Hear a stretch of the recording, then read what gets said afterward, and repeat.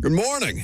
Welcome into 104.5 The Zone. Robert, Lucas, and me have you for the next 3 hours, and we've got plenty to talk about. The college football playoff rankings, the second to last edition, came out last night, and the thing that is going to be the biggest sticking point for our purposes, at least, is Vanderbilt. Vanderbilt at 14 with no movement whatsoever. The justification from Hunter Yurachek, the new chair of the College Football Playoff Committee, was unsatisfactory. At least I felt it was unsatisfactory. Trey Wallace, who was a part of the, it seems, press after the fact, will join us in just about 20 minutes from now, and we can talk through that with Trey of Outkick, of course. He covers the world of college athletics.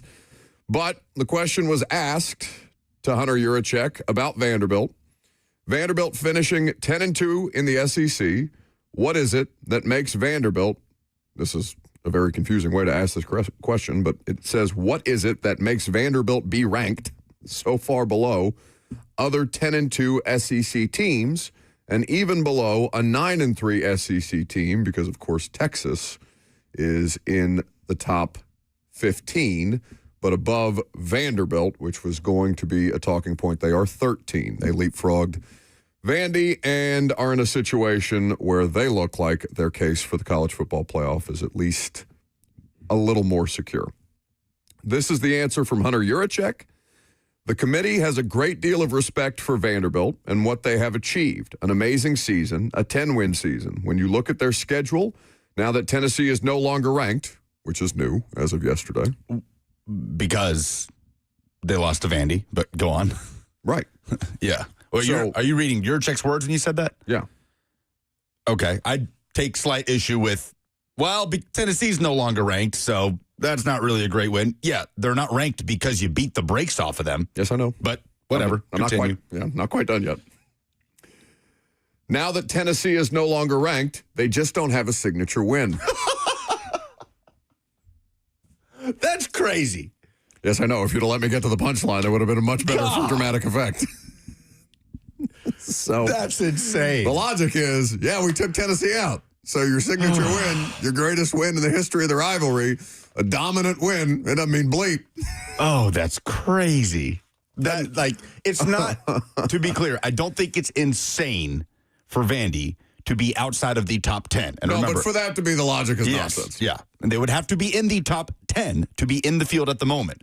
But to justify it by saying, Tennessee's not ranked, so they don't have a ranked win. They're not ranked because they beat them. They don't have a signature win. Oh, my goodness. He continues. They've got wins against LSU, ranked. Missouri, ranked. Tennessee at the time, ranked. Missouri and Tennessee were previously ranked in our poll. They are no longer ranked in our poll. Yes, as of yesterday. Oh, my. As of yesterday, they're no longer ranked in your poll. Then the two ranked teams that Vanderbilt has played, Alabama and Texas. I think both of those games in their own way were a little bit different. The Alabama game is probably a little bit closer than the score indicates, and the Texas game was probably closer than the score actually indicates, because if you remember, Texas was up in that game 34-10, and that is where Hunter Yurachek's answer ends. So it's nonsense. It's just nonsense. So there is a reporter. He is a Vanderbilt grad, and I believe he still covers Vanderbilt. I'm not sure what outlet. His name is Justin Hershey. I think we actually had him on the show once when he was a student reporter at Vanderbilt, because he broke something about the some student section situation at Vanderbilt, if I remember correctly. But he laid out what happened to every program, or not every program, but a lot of the programs after losing to Vanderbilt this year. Virginia Tech fired Brent Pry, their head coach, 8 days after losing to Vanderbilt. South Carolina went from the number 11 team in the country to outside of the top 25 when they lost at home to Vanderbilt early in the year. LSU was the number 10 team in the country, lost to Vanderbilt, fell 10 spots to 20. Missouri, after losing to Vanderbilt, fell from 15 to 22. And Tennessee fell from 19 to out of the top 25. He says, if you don't think there is Vandy bias, you're out of your mind. I do think that that's a fair obstacle to point out for Vanderbilt this year, that there is this inherent feeling of, you lost to Vanderbilt. It's Vanderbilt, so you should be severely punished for that. You have Nick Saban on the set of College Game Day saying, I just don't think they can do it because I don't believe that Vanderbilt is a thing. Yeah. Can't even wrap his head around it.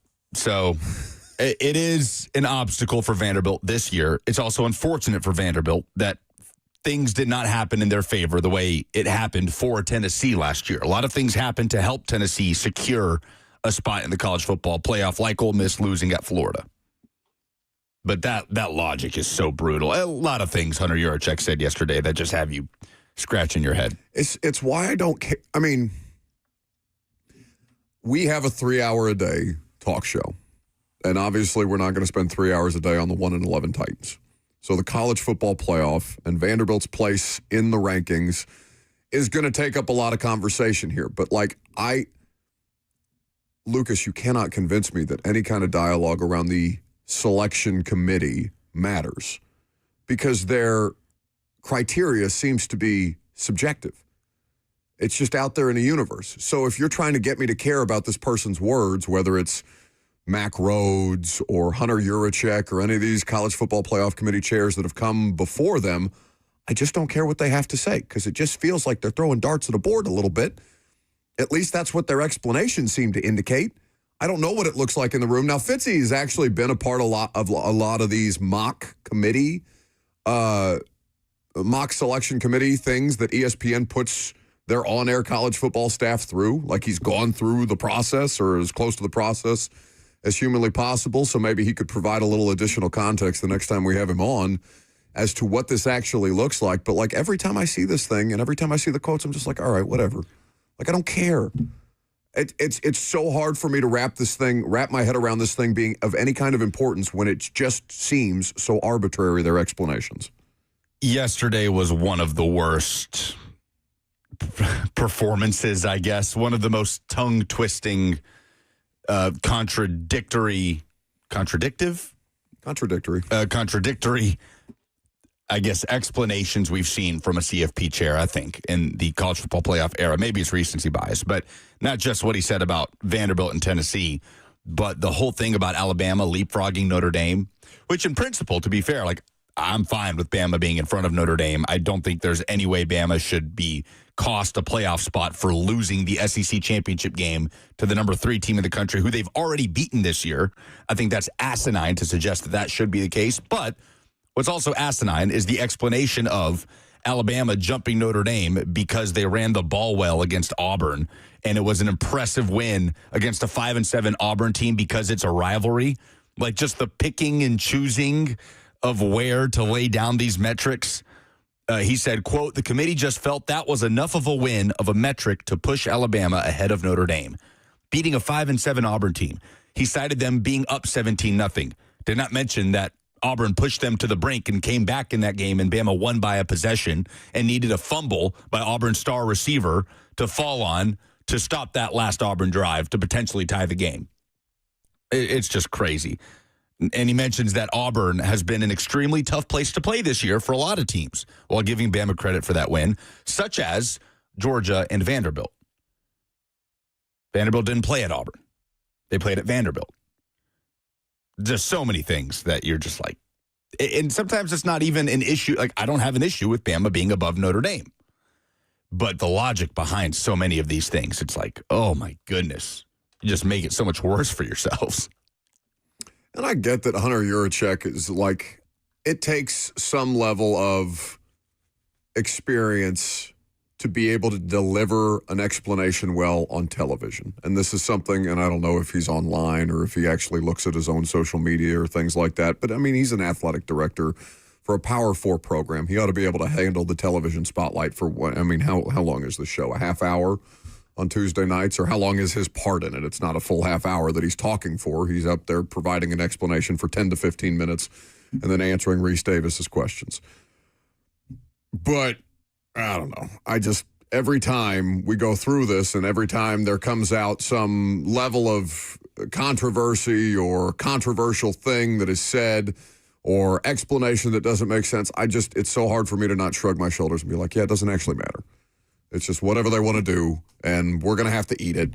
Whoever the college football fan base that's slighted here is going to have to eat it a little harder than everybody else. And the wheels on the bus go round and round because it's just a means, it's just a vehicle of creating some kind of conversation around college football, which, by the way, I think is necessary. but it doesn't mean that it can't be better. Like, this thing can be better, right? We agree that they can have a more transparent process in some way, shape, or form rather than this Wizard of Oz, man behind the curtain type crap that we get, and they trot one out every week to speak on their behalf. I'm sick of just the committee portion of it in general. I'm so tired of having to worry about what different voices and personalities will be in there, what inherent biases there may or may not be, even if there are none. Just the fact that it's humans in there that are full-time employees of athletic departments that are involved in this whole thing. Like, okay, if we're going to do a 12-team playoff, can we just bring the BCS back and let a computer decide? So there's at least metrics that we know will be consistent. But then you take away the discourse that is required to keep a college football conversation going all week long. Sure. No, it's so good for business is the problem. It's an incredible television product. It's great for us, quite honestly. I'm not going to lie. No, but it's not. No, but it is. Like, I'm not going to lie. I hate it as a college football fan in principle. I love coming in here and arguing about what Hunter Yurachek said and sitting here pinpoint, like the general discourse of it. But you're arguing against nothing. I don't understand why that's enjoyable for you. This person doesn't make any sense, so I'm going to make an argument against a person that doesn't make any sense. Yeah, I feel validated? I mean, I love a good layup. Okay. 615-737-1045. Maybe Trey Wallace can make more sense of this. Trey Wallace covers college football for Outkick. He joins us coming up next.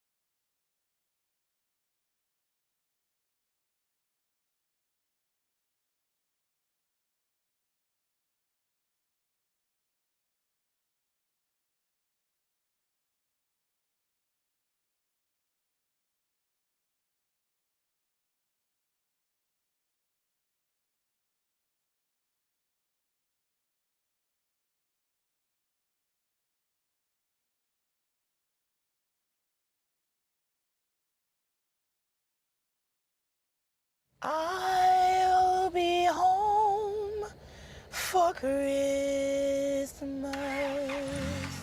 You can count on me. I'll be home for Christmas. If only in my dreams.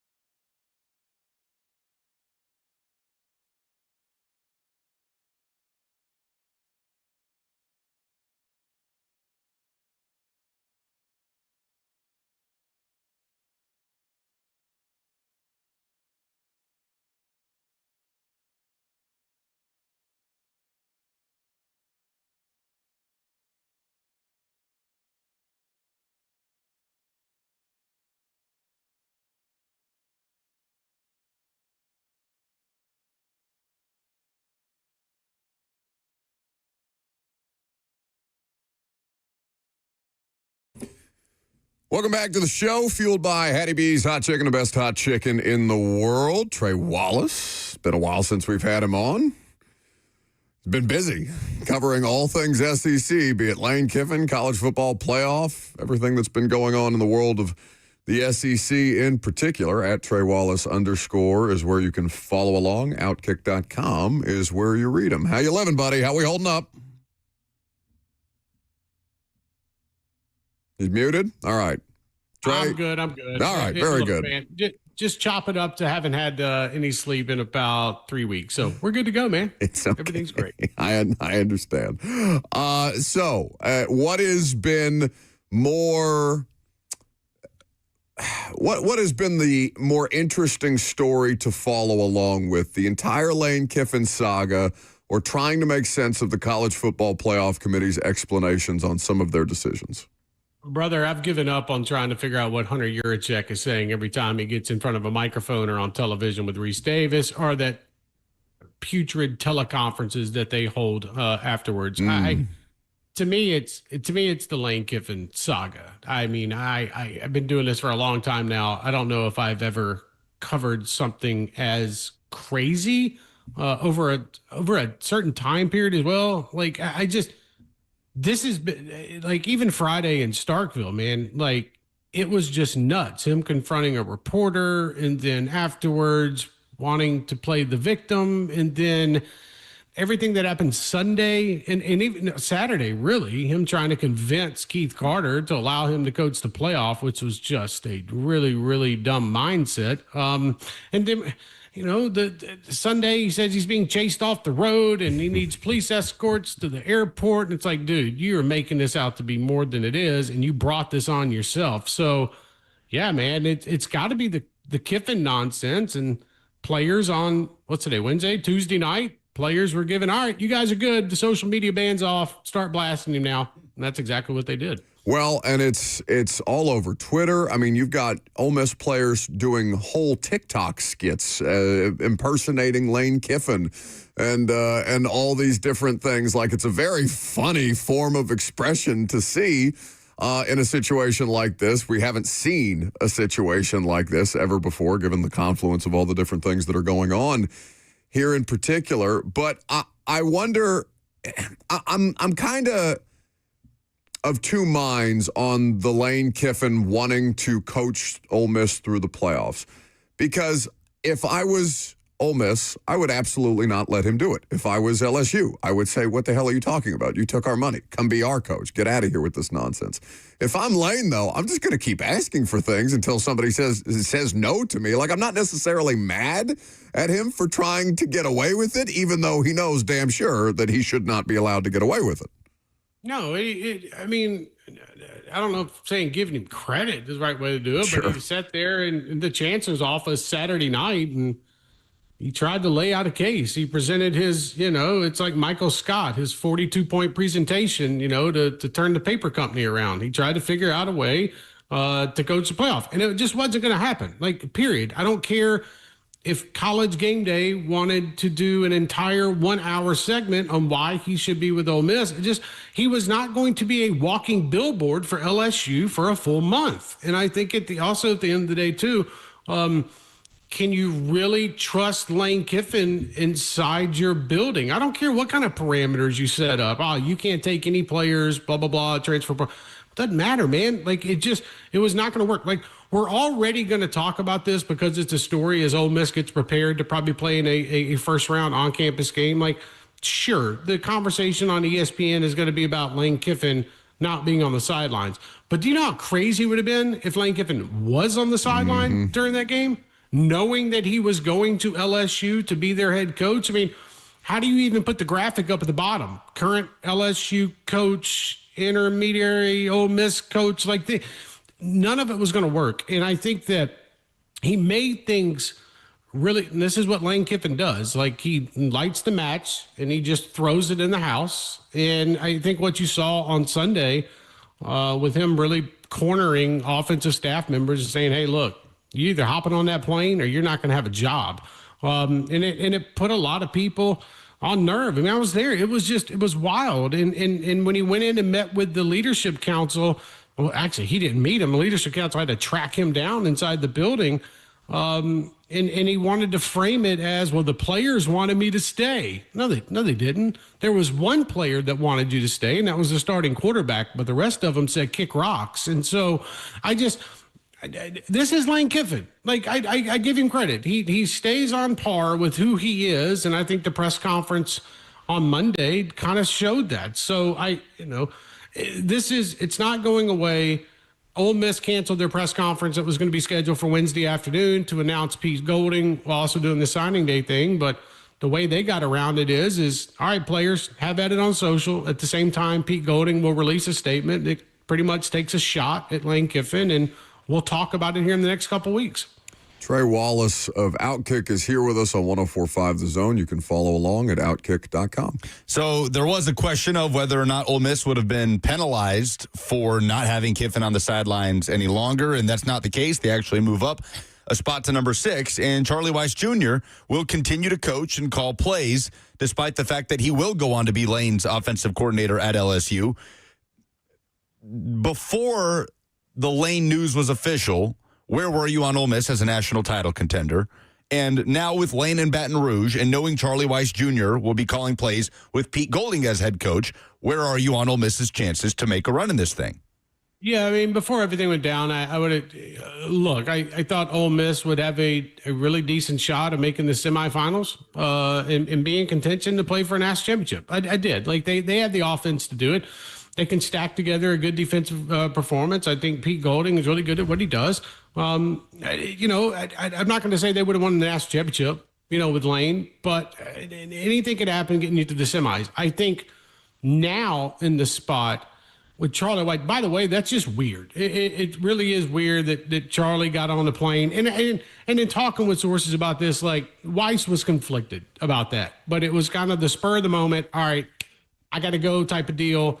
And Lane puts out his statement pretty much saying, you're welcome, Ole Miss, for me allowing Charlie Weiss to come back. And it's like, stop, bro. Like, okay, we can play that game if you want, but I think Ole Miss can be in the same spot. I do. Like, a lot of folks out there, and I understand it, want to think that Lane Kiffin is sitting there calling every single play on offense, and it's really not the case. It's Charlie Weiss that was doing that. Sure, he had override power on certain things, but I think this kind of rallies the troops even further. And I think this gives them an opportunity to go out and prove a point. Now, there's going to be a lot of pressure on these guys. But I think that they've handled the noise the previous 4 weeks. I mean, there were a lot of players in that locker room on Friday before they took the field in Starkville that knew Lane Kiffin was not going to be their head coach after this season. So what you saw them do is they come out and beat the Bulldogs down, and we saw they played against Florida. I just think this team is going to be fine.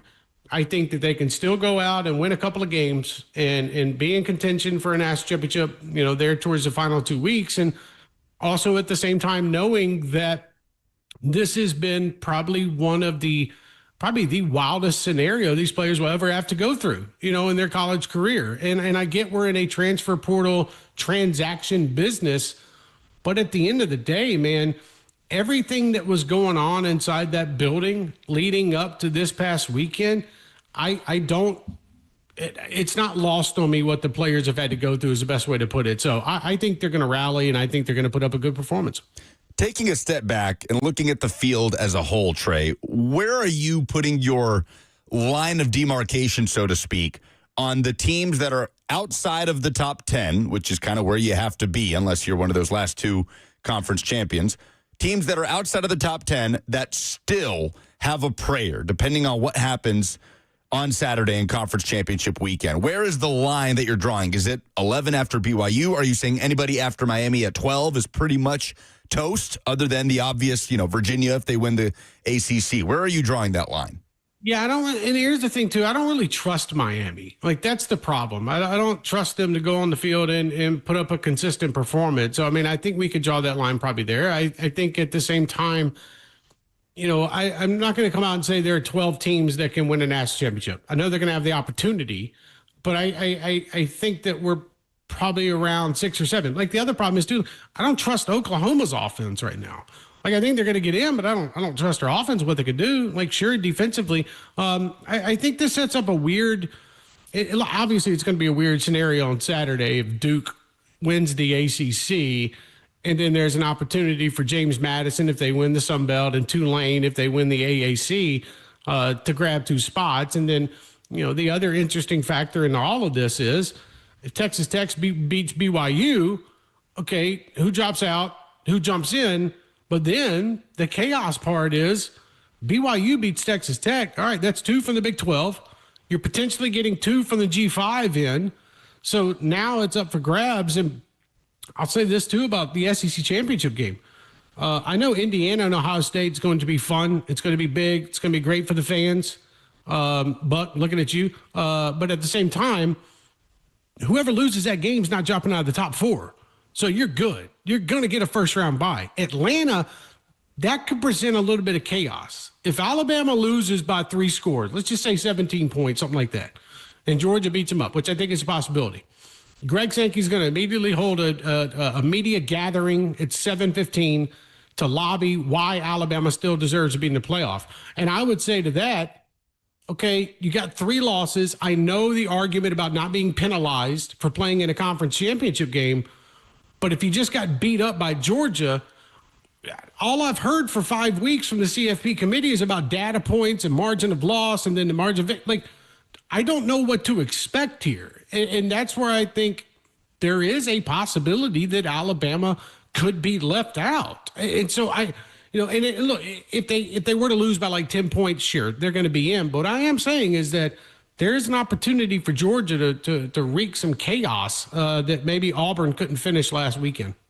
I want to follow up there specifically about the things that the College Football Playoff Committee cites when they trot Mack Rhodes or Hunter Yurachek now out to speak to Reese, don't call him Rich Davis, on television in the middle of all of this. And there's all manner of talking himself into a circle if you're Hunter Yurachek. There are explanations that don't make a damn bit of sense. You tweeted out an answer, I'm assuming, from the teleconference that Hunter Yurachek was asked. We read it earlier. Lucas laughed out loud at the idea of the explanation of Tennessee not being considered a signature win because they weren't ranked, except they weren't ranked because the committee just dropped them out of the rankings. So help me understand exactly how that's going to satiate Vanderbilt fans who are going 10-2 in the SEC, looking around and being like, how the hell is Texas going to leapfrog us at this point in time, understanding that Texas has the head-to-head. The thing that I guess I'm looking for here, Trey, is what is it going to take to get greater transparency on the College Football Playoff Committee? Because I'm down for the committee. Whatever the situation is, whether the BCS is a more effective means of determining this thing, fine. But I want greater transparency if we're going to have to go through this, if we're going to have to hang on every word that Hunter Yurachek or whoever the next Hunter Yurachek is, if we're going to have to hang on every word that he says about this. I want it to make sense, or at least I want people to be held more accountable for what their decision making is impacting here, because it just doesn't seem to add up to me. It seems way too subjective. We've got to nip this in the butt on how many shows that we're having and how many rankings releasing we're having towards the end of the year. I would be fine with 2. 1 before you head into championship weekend, 1 when you come out of championship weekend on a Sunday. I go back to something Hunter Yurachek said 3 weeks ago, and he was talking about Oregon and why Oregon was ranked where they were. And he brought up the fact that, Penn State's really not that good of a team right now, but Oregon had to go on the road and they won in a hostile environment. Okay, I could say the same thing about half the college football teams in America going on the road. Vanderbilt just went on the road in front of 100,000 people and beat the ever-living hell out of Tennessee. But somehow Vanderbilt got penalized for that. And then he wants to turn around and give Alabama credit for going on the road and winning a rivalry game at Auburn, where he then also cited that Vanderbilt played this year. Bro, the game was in Nashville. I was there. Like, what I'm getting, these folks are lost. Their talking points are ridiculous, and it's gotten to a point now where they can't come out every single week and try to come up with something different to say. Before the season started, we thought it was going to be strength of schedule. And we thought these metrics when it comes to, okay, what's margin of victory and going on the road and winning a game against this opponent or that. We've completely just thrown that in the air, and they don't have answers for it. They don't, and it's gotten to a point now where you look at it and you don't know who to trust. Like 2 weeks ago, it was Notre Dame and Miami really aren't in the same pool, so we can't look at them yet. Well, hold up, wait a minute. I know one team beat the other, so really, why can't we have that discussion right now? And what they did, and then they ranked Alabama where they did last night, because it gives them wiggle room if Alabama were to lose in Atlanta to Georgia. It's like there's no consistency here. So I think we have to get rid of 5 weeks of programming where he gets on there for 5 minutes and then hops on with us for 20 to do a teleconference and just say, you know what? Okay, we're going to do this 5 days before title game weekend, and then we're going to do it on Sunday, and we're going to be done with it. Because we're getting so many differing opinions and the answers just they just don't make sense, that all they're doing now is making folks around the country doubt them. And when that comes into play, that's when the conspiracy theories start. That's when everybody starts losing their minds, and rightfully so, because they have not given correct answers. And I think what they did, in just your example, like you just talked about with Vanderbilt, I think that was just asinine that they would say that. And I think that it makes yourself look stupid if you're going to say that Vanderbilt's win over Tennessee really doesn't matter anymore because Tennessee's not ranked in the top 25. Okay, it's not Vanderbilt's fault that they went and beat Tennessee's ass in Knoxville and dropped them out of the rankings. That's where I have a problem. That's where I think this whole thing is a sham, and they've got to start cutting this thing down. So we've got the penultimate ranking that clearly has prompted a lot of discussion. It's signing day today, Trey. Just like a by-the-way thing in college football now, where 2 of the top 3 quarterbacks in the country, depending on what recruiting service you look at, are staying in Tennessee, one at Vanderbilt, one at Tennessee. Coaching carousel is peaking this week. Yeah. And we have conference championships to play on Saturday. Georgia and Alabama, Kirby 1-7 against Bama. Do you have any sort of read on this game? Where are you in a game that feels very difficult to try and pinpoint who has the upper hand, with Georgia being the better and more consistent team this year, but with the head-to-head loss to Bama, their only loss in Kirby's weird Alabama can't get over the hump kind of side story? Look, it's weird because after that Georgia-Alabama, the initial game this season, Georgia turned into a different football team. Like, this is a football team now that I trust, that I feel like this is a Kirby Smart football team. They're finding different ways to win. They're being able to, I sat there and watched them beat up on Texas, in the middle 8, and then that second half where it was just, it got out of hand. I think that I can't trust Alabama's offense right now, especially their running game. Ty Simpson makes some mistakes. The offensive line, Auburn was getting after them in the second half. For some reason, Alabama got credit for going forward on a 4th down. Congratulations. I guess that's a data point now for the CFP committee. But I think Georgia should win this game. I think that, and look, obviously, I know we know Kirby Smart's record against Alabama, and a lot of people can go out there and say, well, this game really doesn't matter. Let me tell you something.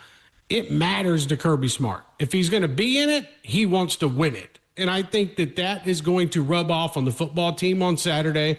I think they come out, and I'm not going to say put it on Alabama, but at the same time, I do think that they win this game by 2 touchdowns. This just feels like, obviously Alabama kind of, I'm not going to say backdoored their way into the title game, but they were let off the hook by Auburn late in that second half. And I think in a great world, I would have loved for Ole Miss to make that title game, by the way. That'd have been a lot of fun this week. But I just feel like Georgia's playing on a different level right now. And I think, sure, Alabama will probably end up making the college football playoff if they lose a close one. But at the same time, I just trust Georgia more right now. I like their running game. I like what Gunnar Stockton is bringing. The wide receivers seem to be coming along just fine, and especially that defense. So I think Georgia ends up winning, and we see what happens around the rest of the country. He's Trey Wallace at Trey Wallace _ Outkick.com is where you can read all of his great work. He's got his latest piece up on the fallout from Lane Kiffin leaving for Ole Miss with the social media ban lifted, and players are taking full advantage of that. Buddy, thank you for the time. It's good to see you, As always, enjoy Conference Championship weekend, and I'm sure we'll catch up with you again soon. Appreciate y'all having me, boys. Have a good week. Trey Wallace there with us on 104.5 The Zone. When we come back, we will get into more SEC observations with a little bit of basketball tilt. I'm Buck Risings, 104.5 The Zone.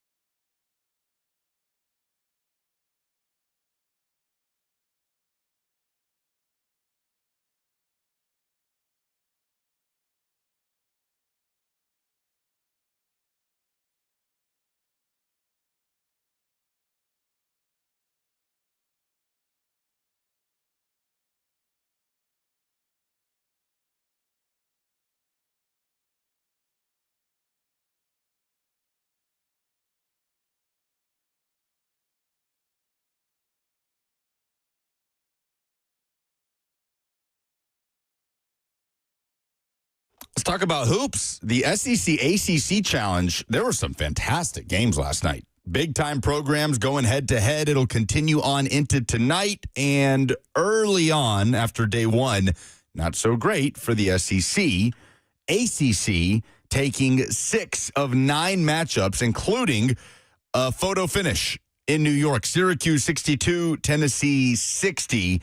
The Vols with a chance late to find a game-tying basket with the deep ball basically to Nate Amen. I don't think it's like when you have a receiver that turns and almost doesn't expect the ball, and it looks like a really bad drop, but it's like the ball just suddenly is right there, and he doesn't have time to wrap his head around it. That felt like the situation. I don't think Nate Amen expected to have a point-blank look to tie the game late because he skies the layup off the top of the glass pretty much, and Tennessee falls. But the Vols, quite honestly, didn't deserve to win this game. No, he was not good. Yeah, that sloppy performance. He had... Was he 2 of 10 from the field? 2 of 10 from the field, 11.6 rebounds. He had 7 turnovers on his own. 7 of Tennessee's 17 turnovers. Tennessee, 8 of 15 from the free throw line.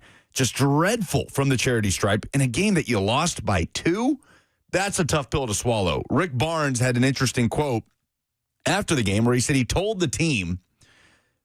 He said last year's team might not have been able to beat Houston the way this year's team did, but last year's team would have taken care of business against Kansas and Syracuse. Interesting comment from Rick Barnes.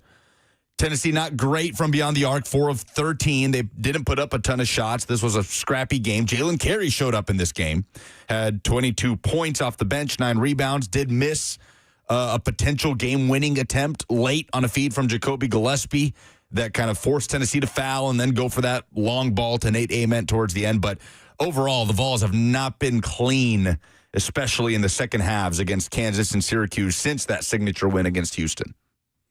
I mean, they've got a ceiling.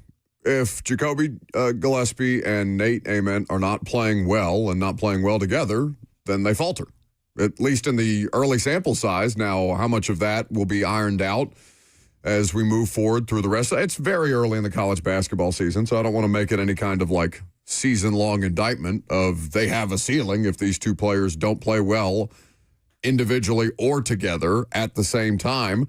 But that's clearly something that's going to inhibit them right now. I think that the fact that Jacoby Gillespie couldn't hit anything from 3 also didn't help the situation. Yeah, 0 for 3. The free throws are the thing that really kills you. Yeah. That's such. Do you also have to say charity stripe when you've already used the free throw line? It's the logical. Okay. It's the logical it's pivot. Like when you write something and you can't repeat the same kind of turn of phrase, you just have to go charity stripe. So that's a funny one to me. It is a young team that, there's not a lot of carryover from last year. I mean, when you look at the starting lineup, Felix Okpara and Cade Phillips are really the only one that played significant minutes for Tennessee last season. So I imagine there is a gelling process as the season goes on. That's one thing that I think Tennessee fans have been spoiled when it comes to the Rick Barnes era. He's had so much continuity year over year. There's not been that much roster turnover, right? When your point guard is Akai Ziegler for like 5 years and Josiah Jordan-James and just all of these players that it felt like Tennessee was rolling out the same lineup for a stretch there of 4 to 5 seasons. You always got multiple seasons with a similar core, and this is one of the biggest pivots in terms of personnel that we've seen in quite some time. So Tennessee fans have been a bit spoiled, I think, by early season success for Tennessee teams that know how to play together. This team is still learning how to play together. It doesn't get easier. They take on Illinois at home on Saturday. They host Louisville Tuesday, December 16th, before a couple, payday games, and then they get into conference play. So they're going to still be tested here over the course of the next couple of weeks, just not how you would like to see them follow up that impressive win over Houston. Meanwhile, not an impressive day for the Southeastern Conference. When the scores get low and the rankings fall, what is this? He's raising his voice, standing proud and tall. That's the thing you asked teams for. Might struggle. We didn't plan for this. Pride, chanting ACC. He'll never hide. From Clemson to Stanford, Virginia Tech to SMU. For the ACC, he'll always stay true. It's Robert Walsh, the ACC truther.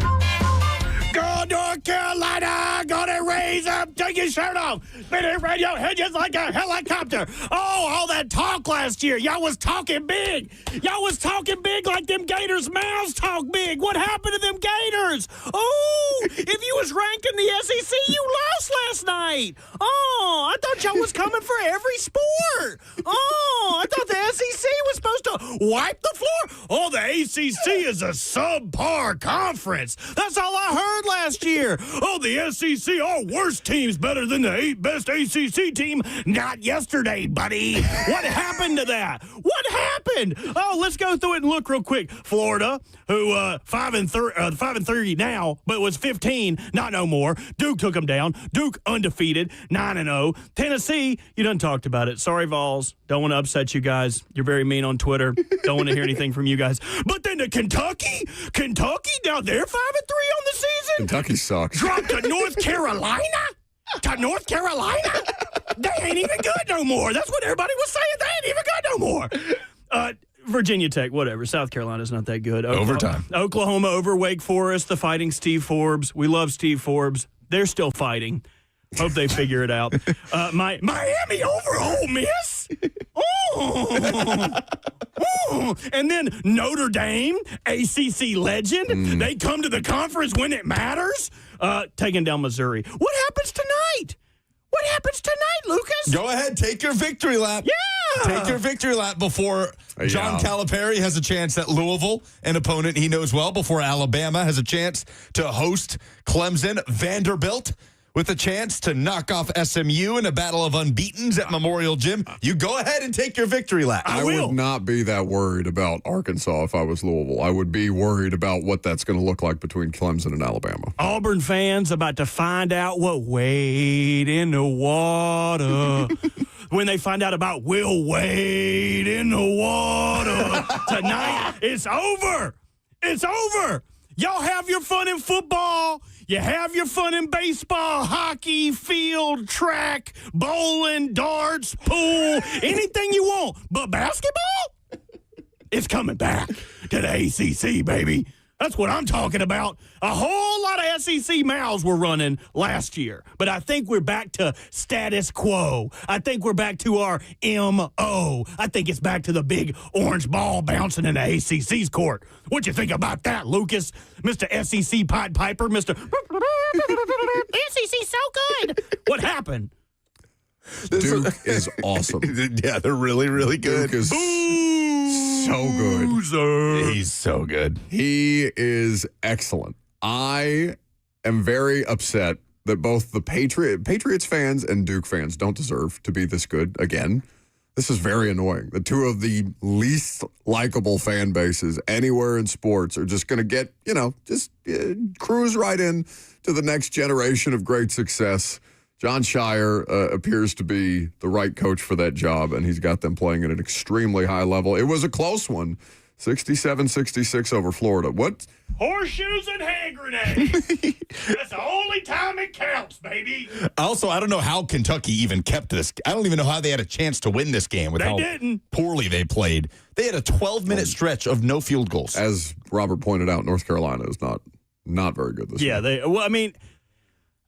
See, I dislike North Carolina. I have a disdain for North Carolina. I understand why people don't like Duke if you're old enough to remember the Christian Laettner stuff, and everyone likes to call not even Laettner, Reddick. There's many hateable white guys. Sit here for a long many time. hateable white guys. Sure, yeah, okay. Keep hating. What are they? The rat coach is gone. I think people hold grudges longer than they should in sports. What about Duke is so hateful now? I think it's the color blue. That color blue just pisses people off. I think Duke is likable now. I agree with you. It's crazy. I agree with you. I've hated them my entire life. I have never been a major Duke hater because my uncle went to Duke, and he is on the chair for their Lemur Park, and I got to go free tickets to go see the Lemurs at Duke. So never hate Duke. Never hate the Lemurs. Okay. I think that should be their new mascot. Also, raise your hand if you've totally forgot until Robert just said that Will Wade is the coach at NC State. All three of us. All three of us? All three of us have our hands up. Oh, it's like, oh, yeah, that happened. Will Wade versus Stephen Pearl. All right. He has been running his mouth. Will Wade? Yes. He has been not just about like North Carolina schools, UNC, Duke, Wake, don't go to them, go to us. He has just been talking crap in general. I also hate NC State with a passion, but Will Wade, he might be fun. He might be. Oh, Will Wade in an era that you can make a strong ass offer? Like, oh, yeah. Good for Will Wade. He's a damn good basketball coach. He's Andy Dufresne. He came out clean on the other side, baby. 615-737-1045 is the number. Why don't we squeeze this call in about the college football playoff before we do we have things to give away for the dumbest thing in sports? We do have something to give away for the dumbest thing in sports. Do you want me to take the call while you look that up? Yeah, I do. Okay, very good. Bobby is in Nashville. Hey, good morning, guys. I got an idea how to make it a little bit more transparent for you, Buck. What if we give the number 1 seed of automatic bye? 2 through 5 are automatically in. 6 through 12 play against 13 through 19, win and you're in. That way the schools decide, and we have better football games. I'll hang up and listen. I mean, that sounds fun. Yeah, I mean, sounds fun as hell. Josh in the F&M Bing chat says, I went to elementary school with Will Wade. He's a scumbag.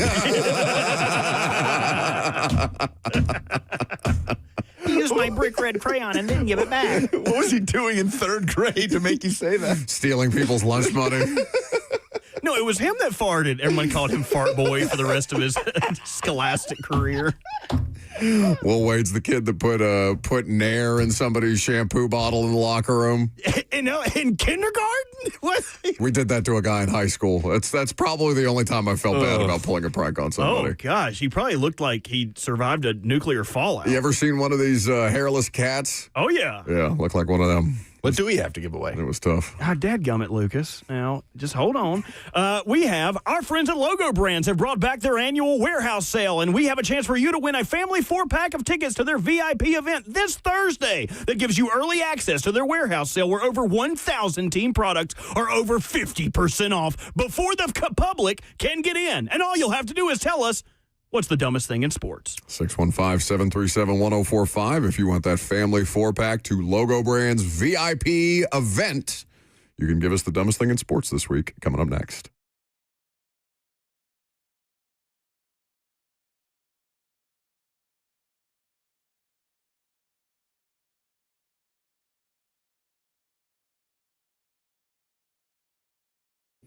Nothing worse than a plumbing, HVAC, or electrical emergency. Most of the time, you don't know what it will cost or if it'll get fixed correctly or if someone is just trying to sell you something. That's when you call Hiller. Their experts are going to solve your problems quickly. Hiller Plumbing, Heating, Cooling, and Electrical is where you go because the price you're told is the price you'll actually pay. There's no hidden fees or surprises on your bill.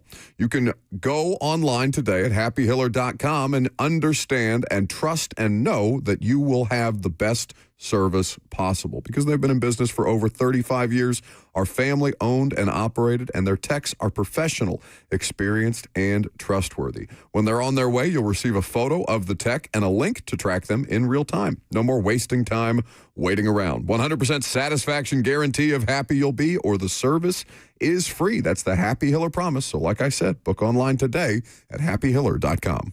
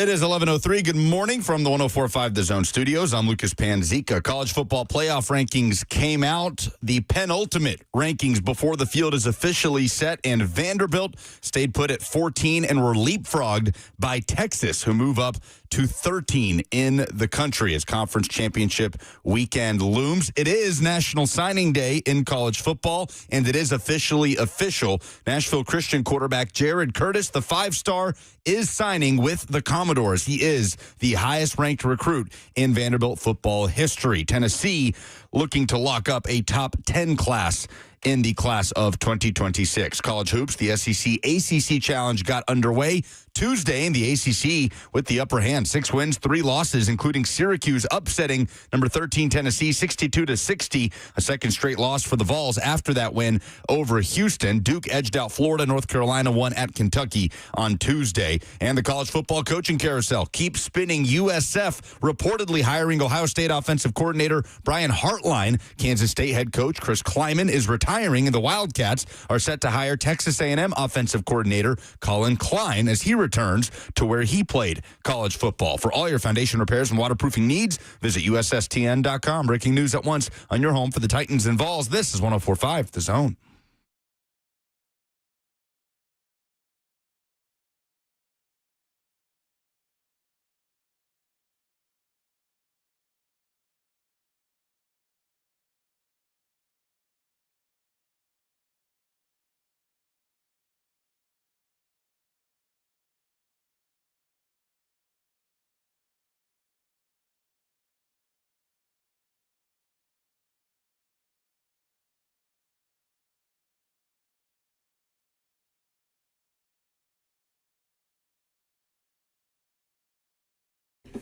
Six 615-737-1045 is the number.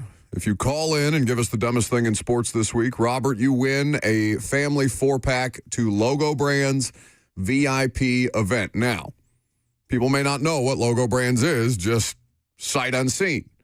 How would you describe the warehouse event that is Logo Brands? So if you, and this is a great opportunity if you haven't got your Christmas shopping started yet like me, go to the warehouse store and they will have different types of, I don't even know what you would call this. Blankets, coolers, like tailgate chairs. Merch, like anything for logos that you all know and love around sports. I was told there is even ECU stuff there. So if you have a smaller known college that you want, you can check out their website online. 3HL will be there Friday, but this is for the VIP Thursday sale that you get in before anyone else does. So before you get up there, I can't go till I get off work on Friday. Maybe the stuff I want will be picked over. That will not be an issue if you get this family 4-pack of VIP tickets. Yeah, and there are some deals to be had. I'm so upset that I am not going to be able to go on Thursday. Well, maybe you just leave the room and call in and pretend that you're a caller. Unfortunately, I play by the rules, and similar to if you work at Goodwill, you are not allowed to buy things at Goodwill. I am not allowed to win prizes. You could go get you a Peyton Manning jersey for pennies on the dollar for a Christmas gift. The dumbest thing in sports this week is the New York Giants. And it's not just because of one thing. It's because of two things. It's because their top 2 picks in this year's NFL draft appear to be a bit of, shall we call them diplomatically, problem children. One is a quarterback who won't stop lowering his shoulder and his head into contact, even though he's coming off multiple stints of concussion so far this year. His coaching staff can't reach him. He's being obstinate at press conferences afterwards, saying, I'm not going to change the way that I play. This isn't soccer. Being very dismissive. The other is Abdul Carter, who was a higher draft pick than was Jackson Dart. But Abdul Carter was, at least for a portion of this game against the Patriots on Monday night, benched because he just can't be bothered to show up on time to meetings. Now, I get that you may oversleep in the facility, and that may cause you to be late a time or two, but this is a second issue that has happened with Abdul Carter. It should not be a consistent thing. These are the faces of your franchise moving forward. The New York Giants need to figure out how to get their young players in line because you cannot have this constant just nonsense around these two, especially the quarterback continuing to risk his availability just because he's stubborn. It's garbage. That's the dumbest thing in sports this week. Yeah, that's tough. What a weird year the Giants have had. where it was like fun, vibey, kind of funny, a little bit of promise, and now it's just a bunch of bad. My dumbest thing in sports this week, and really for the last couple of months, would be Penn State Athletic Director Pat Kraft for the way this whole situation has been handled. October 4th is the date of Penn State's loss at UCLA, the last game James Franklin ever coached for the Nittany Lions. He was fired shortly thereafter. October 4th. That was 2 months ago. And Penn State still does not have their man. All the best candidates are off the board. Today I saw Brian Hartline is in coaching carousel news. I thought, there's Penn State's guy. Nope. USF. He's going to go replace Alex Golish, the guy who is pretty responsible for Ohio State being an absolute machine at churning elite wide receivers into the NFL. And here's Penn State. I don't even know what their best option is, truly. And if they just end up hiring their interim or going and getting a coordinator that would not have been on anybody's list 2 months ago, could it work out? Yes. But it is a botched situation right now up there in Happy Valley that they got so ahead of the curve just to be lagging so behind. And meanwhile, it's signing day and they have a class outside of the top 120 in college football. So they are set back. And what's the standard that the next coach is going to walk into? Oh, you better win 10 games. We fired the last guy because he couldn't win more than 10 games. You don't have time to go 8-4 a couple of years with people being patient. It is a toxic situation up there, and I think it's a situation largely of Pat Kraft's doing. Oh, botched. Oh, I botched that one. Oh, that's a botched job. When did we put that in? I just found it for you. Oh, I knew it would make you thank giggle. you. That was so delightful. My dumbest thing in sports goes to the Steelers. When you've been around long enough, people figure you out. People figure out your little cadences and your little ways of talking. And this tweet that came out pegged Mike Tomlin. Mike Tomlin, the tweet from Seth Rorabaugh on November 30th. Mike Tomlin will say something like, quote, "We can't eat soup with forks. We need spoons." And then the Steelers will sign a 2018 Pro Bowler to the practice squad. Well, they did. They signed Adam Thielen off waivers yesterday. You, sir, have been figured out. You've been had. That's my dumbest thing in sports. You better beat them this weekend. You kind of have to. Have you guys seen the playoff implications with this? If the Ravens win, they have a 73% chance to go to the playoffs, similar to the Steelers. The team that loses drops to below a 25% chance to go to the playoffs. You see the Bills are putting out a rooting guide?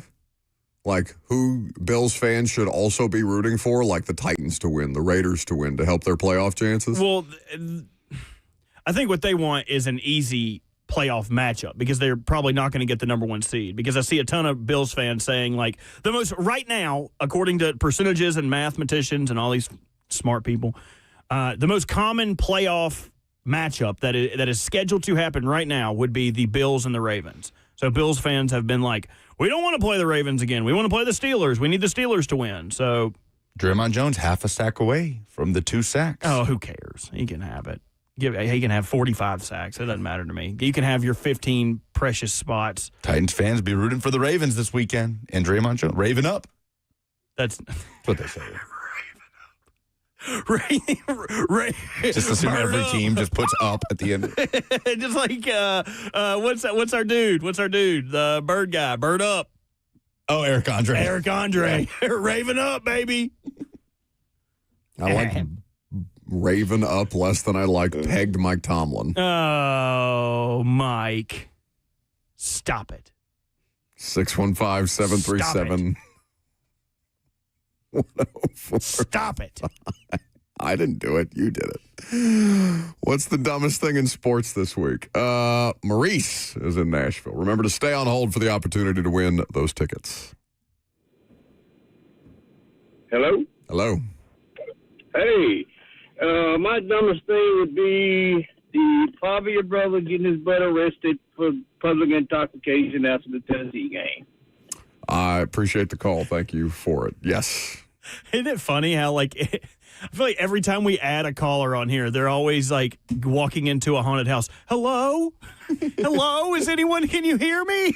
Are there any spirits out? Hello? Very apprehensive. Yeah.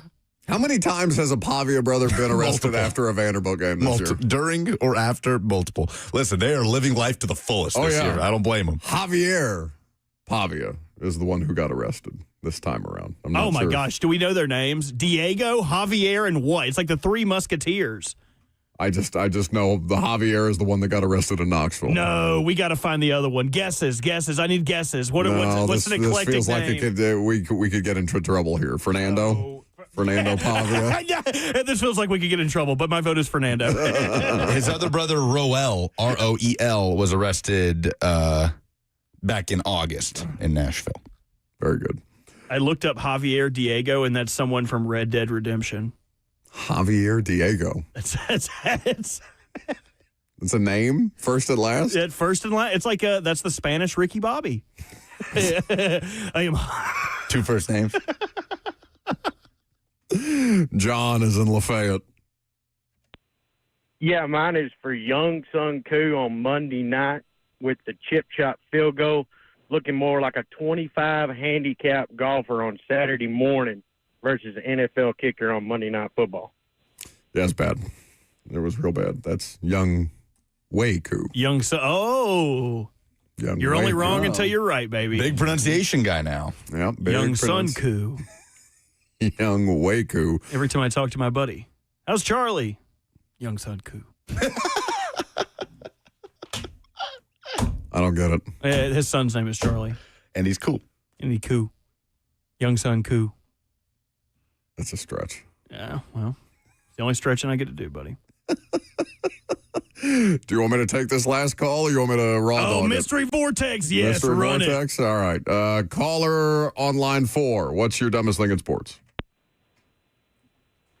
If you're wondering if that's you, it is. It's you. Oh, it's me? Yes.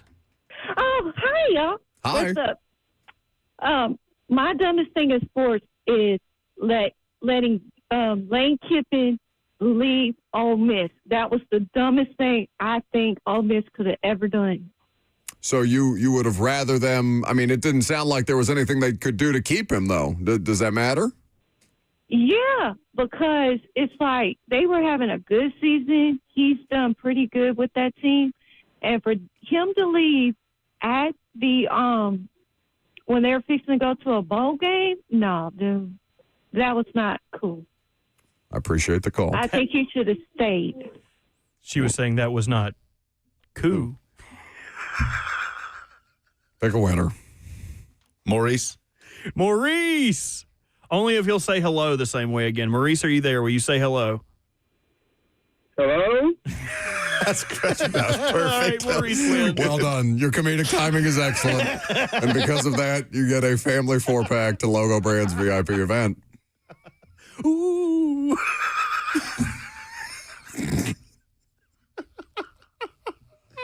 Why do they still let us do this for 3 hours a day?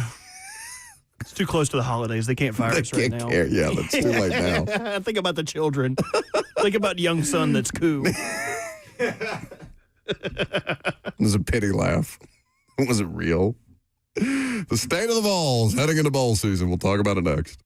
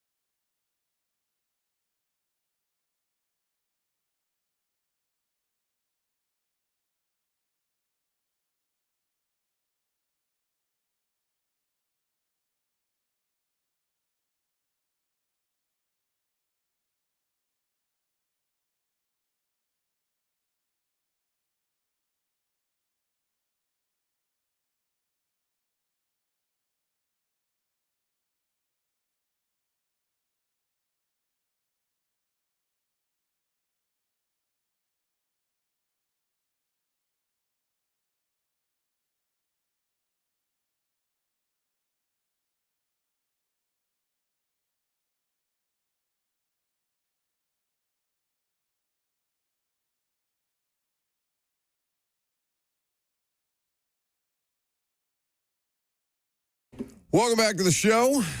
Fueled by Hattie B's Hot Chicken, the best hot chicken in the world. Every Middle Tennessee Hattie B's location is officially open. 11 o'clock. If you're thinking about ordering it for lunch, you can go ahead and put your order in now. You can get it mobile delivered to your office, to your home. HattieB.com for more information. So where are things with the Tennessee Vols? We know what the college football playoff outlook looks like for Vanderbilt right now. By the way, Candace Story-Lee will join us tomorrow on the show, the Vanderbilt athletic director. Been a very successful season across the board. I mean, basketball, is Vandy women still, they were undefeated for a period of time. I don't know if they've had a loss yet.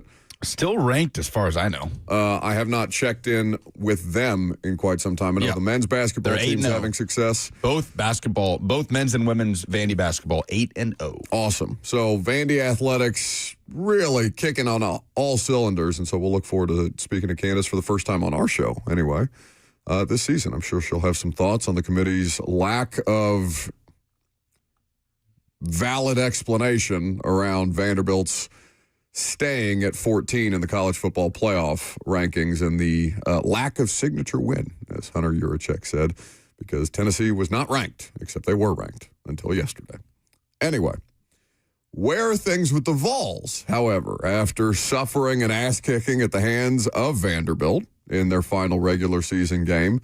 Bowl eligible, obviously, 8 wins, not too far afield from where we thought they would be. I think most people had them at 7 or 8 wins by season's end, and that's ultimately where they end up now. I don't know if you could have predicted all the things that would happen to them throughout the course of the season, where they would start, what were they, 5-1 after the Georgia loss? And, a lot more hope around them at the time. Things don't quite go to plan, and their attrition on defense certainly takes its toll. Now you're looking at Josh Heupel with at least a little bit of curiosity as to how he'll handle this upcoming offseason, because the thing about Heupel is that he is famous for having never fired anyone. Are there people on Tennessee's staff who definitively need to be fired? That's tough for me to say. I know a lot of Tennessee fans want to see Tim Banks gone. Tim Banks also authored one of the best defenses in the country in 2024.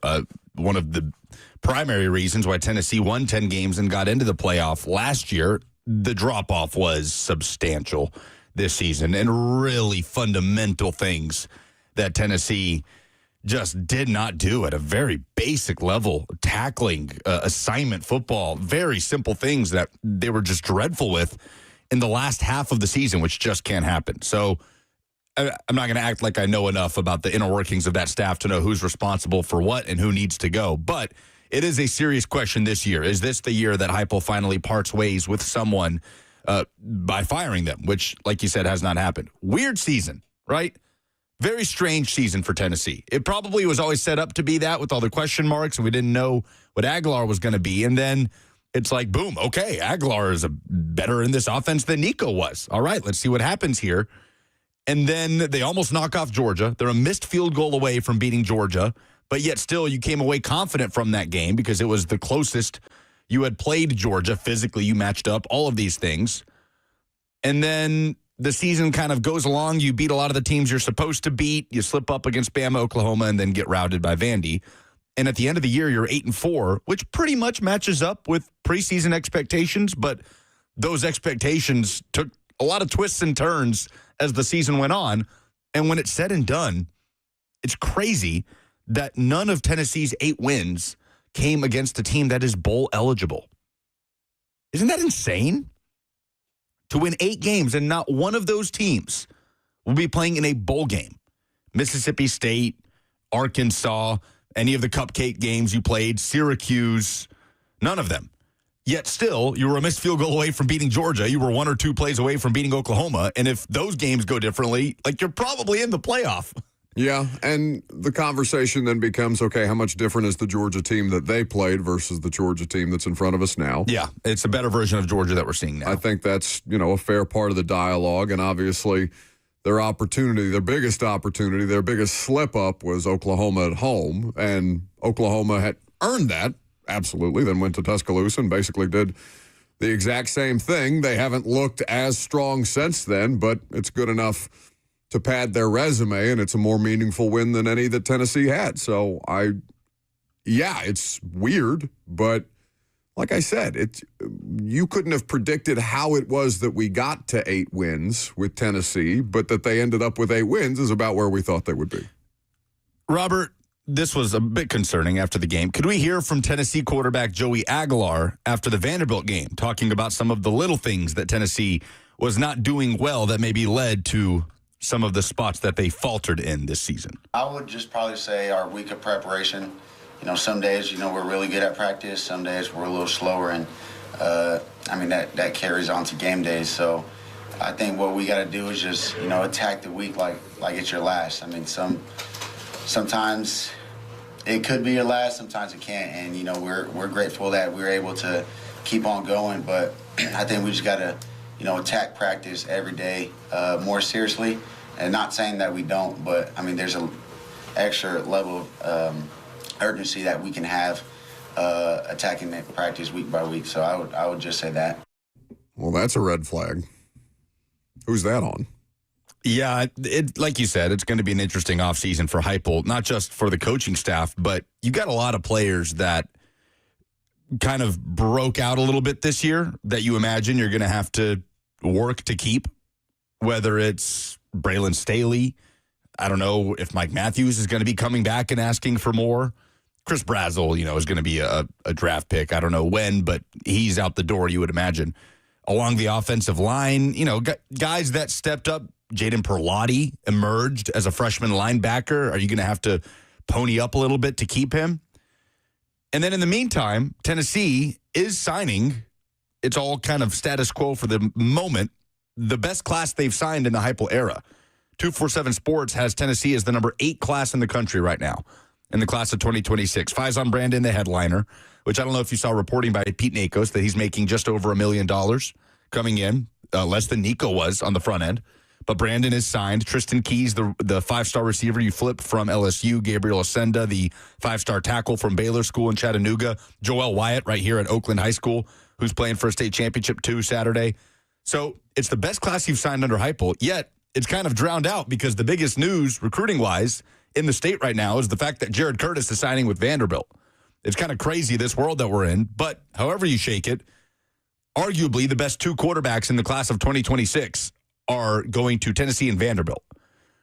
So you've got a really good class to continue to build on, but still a lot of question marks about, okay, how is Heupel going to tweak this program for meaningful competitiveness? He's telling Chris Lowe he is not a candidate for the Penn State job. He doesn't want to be anywhere that has low expectations. He is going to win big here. That's what he told Chris Lowe. Which I don't think, I think some people took it as a shot at Penn State. I don't think he's saying that Penn State doesn't have high expectations. I'm just saying that, or I think he's saying that Tennessee has high expectations and that he wants to meet those. It felt like more of a response to some of the, disgruntled nature of how the season ended, right? Like Butch always took the opposite approach where he's like, what do you mean? We won 8 games.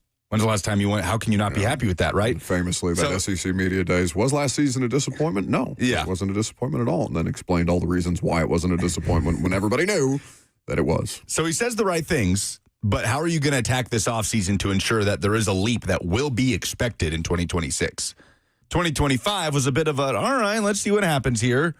2026, it's like, all right, you need to contend for the playoff. If not, then pressure starts to ramp up. And the question is, who will be your quarterback?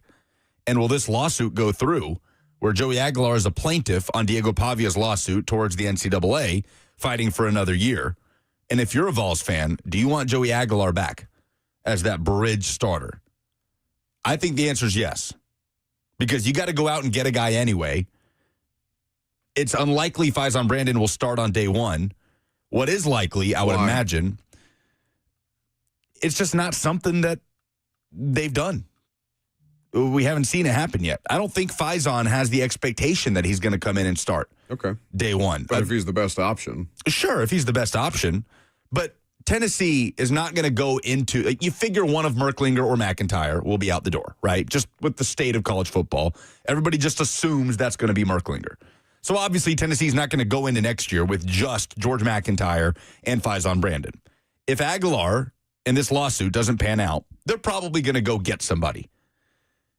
You would so much rather that be Aguilar coming back to see what he can do in year 2 of this system as that bridge, rather than going out and getting a guy that wins the job over, let's say, McIntyre and Brandon. And then that has George McIntyre maybe thinking, all right, well, I'm not going to start this year over this veteran. They've got a 5-star here next to me. I just think if you bring back Joey Aguilar, it kind of just keeps everybody in house because there will be no gripes about, well, yeah, he's the starter. He's the guy that had success in this offense last year. They're going to see what he can do this year. And then maybe McIntyre and Brandon can battle it out for 2027 with another year under their belt in this system. All right, so you would be a better gauge of expectations that Vols fans have for Heupel than I would.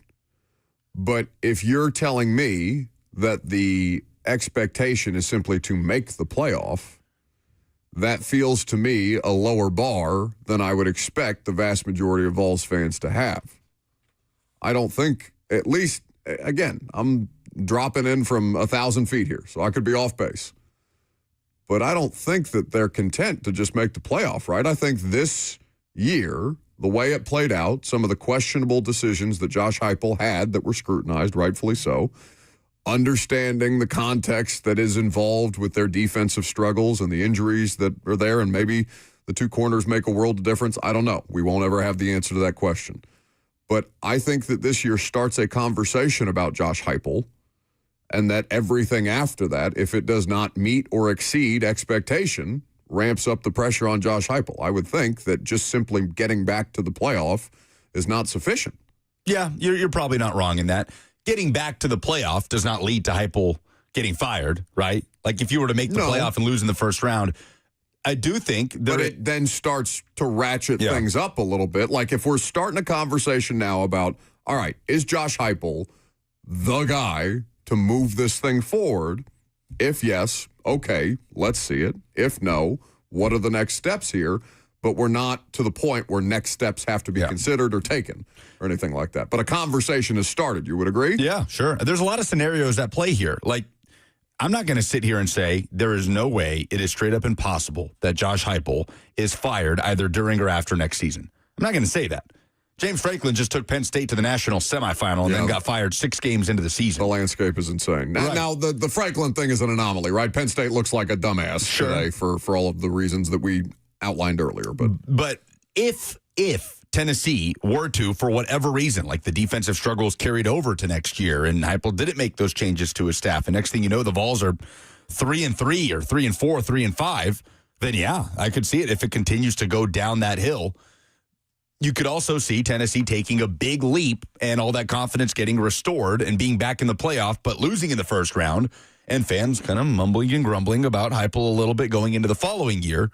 And obviously the scenario that Tennessee fans want to see is making the playoff and then making noise in the playoff, winning a game or 2 in the playoff, pushing to be in Atlanta for the SEC championship game through, by the way, a very, very difficult schedule, significantly more difficult than what you experienced this year, where you play LSU and you're going to play Alabama. And we know what the permanent opponent lineup is for Tennessee moving forward as well. It's not easy. The home schedule is brutal, and you lost 3 home games this year, something that traditionally you've been very good at under Josh Heupel, winning at Neyland Stadium. It is one of the most fascinating off seasons, and we are coming off a pretty fascinating off season for Tennessee football. But in terms of the tenor, the discussion going into it, it is an interesting thing to keep an eye on. Like, all right, Josh, what steps are you going to take to make sure that this was kind of a gap year, the way many people thought it could be, and a bridge towards more success and back to where you believe you need to be in 2026? 615-737-1045 is how you join the conversation on the state of the Vols. So bowl projections, where are we right now?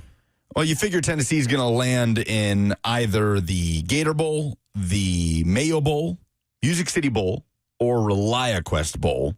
Citrus Bowl feels unlikely. You did go to the Citrus Bowl after going 8-4 a couple of years ago, but we'll see. I would think that would go to the highest SEC team that doesn't go to the playoff, maybe Texas. But any one of those are in play. I don't know what the sexiest matchup would be, right? Michigan, USC. You could theoretically play USC in the ReliaQuest Bowl as a Big Ten opponent. What about Iowa? Oh, please no. That's kind of spicy. No, right? please. I don't want to play Iowa in a bowl game again. What do you mean? It's already, we've been there. 2015 Gator Bowl it's against gross. Iowa. Nico's debut was the Cheez-It Bowl win against Iowa. So what's your overall record against Iowa? I don't want to do in that. bowl games? Well, they've waxed them every time I've seen them play Iowa. Okay, so you sound like you don't want to win a bowl game then. He's bored with winning. Oh, yeah. We want to play someone we might lose against. Shut up and take your ring, I'd like to dude. play Miami or, Michigan or USC. Those are all winnable games. No, those were all contenders, dude. You need to play somebody you can beat, like Iowa. I think the best thing for Heupel in Tennessee would be a win over an opponent that can actually create momentum going into the offseason. And God knows that did wonders for Joe Milton. right? That's what I'm talking about. And I was being sarcastic. but it did. Like that offseason. For the dialogue around Yeah, Joe for the Milton, dialogue. not for Joe Milton himself. Yeah, the following season, Tennessee went 8-4. It was, pedestrian. He didn't go to the heights, but If anything, I think the Clemson game for Joe Milton might have set unrealistic expectations. sure, but it did send them into the offseason with some momentum. I mean, that is the type of Yeah, but who does that help? That doesn't help them. That helps the dialogue around them. That helps the narrative around them. That doesn't actually help them. No, I think it helps to get a win over a marquee opponent in a bowl game to kind of quell some of the groans about the Vanderbilt loss, to send you into the offseason, for the team to feel good about it going into the offseason, momentum and recruiting, all of these things. You need to get George McIntyre some reps against Iowa because he's probably going to be playing quarterback. I imagine Aguilar would play, even if he, if this lawsuit doesn't work out. Yeah, thanks. I don't think Thanks, buddy. Time to go. Oh, you want Aguilar out of here? I mean, he's not going to be playing there next year. Yeah, I think they would give him the opportunity to have one last. What is your investment ride. in this? Why are you so interested in who Tennessee plays? I don't know. I'm just trying to be attentive and interested. I can go back to being to not giving a rip if that's what you guys would like. No, It's okay. You guys can play whoever you want. I don't care. Philip is in Springfield. Hey guys, thanks for taking my call. How y'all doing today? Great. Hey, I was just wondering, do you guys think that Brentwood Academy's coach David Wade is got the qualifications to move up to SEC football yet? In terms of like a position coach? Paul Wade. You thinking of Paul Wade, the head coach at BA? Yeah, excuse me, not Dave Wade. Paul Wade, yes sir. With his history of in private school and how many championships he's had in all three divisions, do you think he's qualified to be a SEC football head coach yet? Thank you for the call, Philip. Interesting question. A head coach? I'm not sure. And Paul is very, very happy with what he's doing at Brentwood Academy, and they've got a real shot to win a state championship. BA is back with a loaded lineup and a chance to win state this weekend. But I'm going to assume if Brian Hartline's got to go to the USFs of the world, I don't think become a head coach. I don't think we'd be talking about a head coaching kind of opportunity. Well, that was his question. Yeah, and I don't know what I mean, I'm not trying to throw dirt on a man's name or anything like that. I'm just saying that bar is outrageously high. No, you were saying that he's not able to take the next step in his career. It's okay. You were poo-pooing all over him. A man that's won championships at multiple divisions. That's what you were doing. Paul Wade, the former head coach. Who's he the coach of, Robert? Brentwood Academy. Mm-hmm. Yeah. I listen. Former DCA coach. Former DCA coach. I was just about to say that. Had a lot of success. Maybe Penn State could hire him.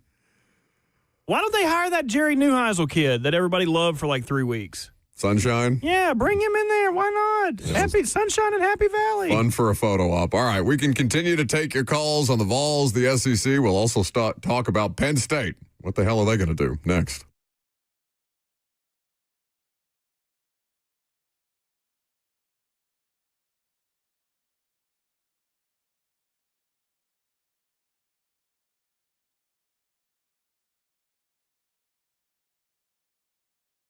Performance issues are common for guys as they start to get to a certain age. And if you're somebody who's experiencing those things, it's okay. You don't have to be discouraged. The good news is there's real help. Since 2014, the Tennessee Men's Clinic has helped thousands of guys get back to feeling like themselves. These aren't cookie-cutter treatments. The Tennessee Men's Clinic is urology-based and staffed with multiple licensed providers who specialize in men's sexual health. They use proven treatments tailored to your specific situation. No one size fits all. Whether you're dealing with mild or moderate ED, performance issues, or even conditions like Peyronie's disease, their medical team will work with you to create a plan that gets results, often with options most guys didn't even know were out there. And forget waiting around. They have in-house labs, so you get your blood work results in minutes, not days. Too many guys rely on pills that don't work or come with nasty side effects. There are better treatments. Sometimes it's a combination of those treatments that finally unlock the results that you've been missing. If you felt the sting of performance issues recently, call the Tennessee Men's Clinic today. Your initial appointment is only $99 and includes a full medical consultation, blood work, and if medically advised, a test dose right there in the office. 615-208-9090. That's 615-208-9090 or book easily online at TennesseeMen'sClinic.com.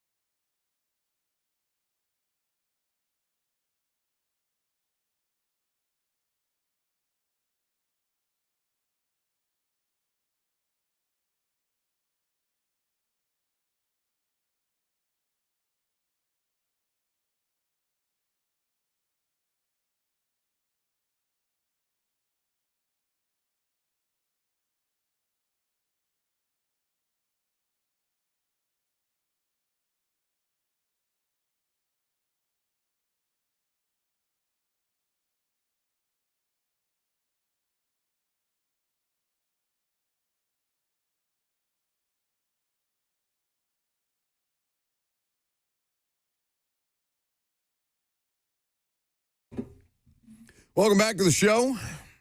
Fueled by Hattie B's Hot Chicken, the best hot chicken in the world. 615-737-1045 is the number. Now, somebody texted me and I put this in front of the Say their name. In front of the board. I will not. Who is it? No. Can I guess? If I guess it, will you tell me? Yes. Is it Kirby? No. That was my only guess. The text was, could you make the case that the Vols actually underperformed? The argument would be that most people would say the quarterback was better than Nico. And if that is the case, how did they not win more? What were the expectations of Nico? What were the expectations if Nico was there and didn't transfer? So I think that that's an interesting way to look at it. And frankly, when I responded to the text, I kind of misunderstood because... Was it Nico's father? No. His cousin. Did UCLA underperform in their 3-9 season? But I get what he's saying. So it's a he. Yeah. The idea... Narrows it down. Okay. It's like literally not anyone important, just one of Buck's buddies. I don't know why you won't just say his name. You don't have to make a case. You want to take that back before you insult somebody that I know you like very much? I'm sorry. I love you, Brett. Brett O'Kern? Yeah. You don't even have to make the case. They did. Of course they underperformed. They were a field goal away from being Georgia. They proved that they could go toe-to-toe with that caliber of competition. And then they faltered late in the year. They shot themselves in the foot in games like Alabama and Oklahoma and were routed in the second half against Vanderbilt, the best team in Vanderbilt history, but still at home, where that hasn't happened very often in the Heupel era, losing in that fashion at home. So I don't think you have to sit here and try and find a way to make a case. No, they did. It's in plain sight. Absolutely. It's what makes this offseason so critical. Chuck is this just West Nashville? All right. Chuck in West Nashville. I believe they've got to go more in the transfer portal and get more experienced players. Vanderbilt had the most experienced team in the SEC, and look what they've done to Tennessee. Tennessee had the youngest, according to what the Rocky Top Roundtable group said, and they just haven't went into the transfer portal enough, I think. Kiffin's in the playoffs, and he just missed it last year because he's getting so many good players out of the transfer portal. You got to have an infusion of experience with these when you got a real young team. That's my suggestion. Yeah, thank you for the call, Chuck. I don't agree that I do agree that they need to be more aggressive as far as what they're able to do in the portal. I'm not saying, sell out to put together a portal class. You're not Lane Kiffin, right? Like, know your limitations, know your strengths, but that does seem to be a bit of can I say it's a bit of a weak spot for them as a staff? I don't know. I struggle with that because I think they're selective in a way that is advantageous to them. Like when they do go in the portal, they typically bring in a player that helps significantly. This year it was Colton Hood. Lance Hurd at left tackle, a non-issue all season. I think when they do dip in there, they usually bring in somebody impactful. They don't. You want to be wary about building out your roster that way. Like, I would rather Tennessee have a top 10 recruiting class and supplement in the portal than have the number 1 portal class in a recruiting class outside the top 20, personally. Jerry is in White Bluff. Yes. Can you hear me? Yep. Okay, buddy. I'm going to tell you, I think, unless y'all have done talked about it, I think y'all are barking up the wrong tree, as they used to say here in Bluff. Hot coons. The reason why Vanderbilt didn't move in the polls is plain and simple. It's money. No one follows them. If you look at the crowds that follow Tennessee's, Alabama's, LSU's, you'll see why they need teams like that in the playoffs. And teams like Vanderbilt and Holy Cross or whoever ain't going to have that following to get the money. And I just want to throw in that 2 cents. I'm sure y'all have done talked about it, but that was it. Yeah, thank you for the call, Jerry. I'd push back on that only in the sense that they have a star. They have one of the biggest stars in college football. Should be in New York. It's almost like it's a different version of the NFL's trying to hold Shedeur Sanders down. No, it would be very good for the NFL if Shedeur Sanders was good. It would be beneficial. Nobody's trying to actively derail the career of Shedeur Sanders because the best thing for professional football, at least the marketing around professional football, was if the son of Deion Sanders was good. It would be good to have Diego Pavia in the playoff. So I get why you might have that perspective, just if you're taking Vandy at face value, but it's not Vandy at face value. It's a Heisman Trophy candidate. A Heisman Trophy, he's not a front runner necessarily, but he's I imagine in any sports book, Diego Pavia is in the top 4 at this point. I can't imagine anybody has him lower than 4 right now. They shouldn't. If they do, I don't bet on those things, so I haven't seen it.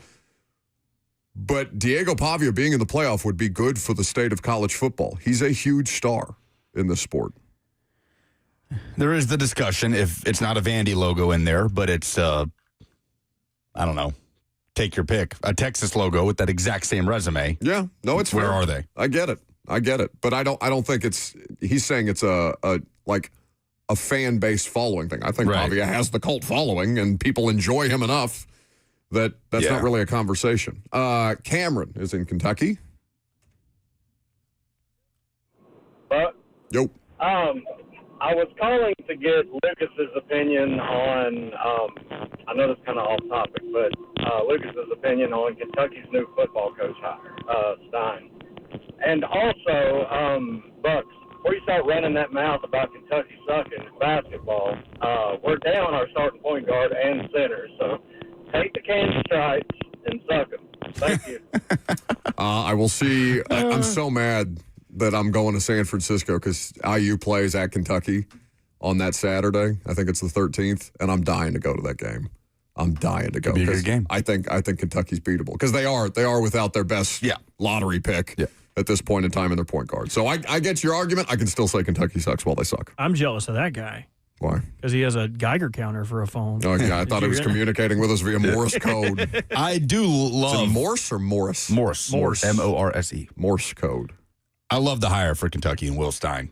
I think it's about as good of a hire as they could have made given the circumstances. Everybody obsesses over hiring a sitting head coach, especially in this cycle. It's felt like let's not forget some of the best coaches in college football right now: Ryan Day, Kirby Smart, Marcus Freeman, Dan Lanning, were coordinators before they got the job they're currently in. Will Stein, the offensive coordinator for Dan Lanning, did go to Louisville, played quarterback at Louisville, but I think grew up with either he was a Kentucky fan or had family that was Kentucky fans. But either way, he's from the state, obviously knows the landscape of it, and a really bright offensive mind, energetic young coach, only 36. Got to be the youngest coach in the SEC by a long shot. But I think it's the type of hire that will get Kentucky fans right back on board. All right, really quick, Tim in Lebanon before we move on.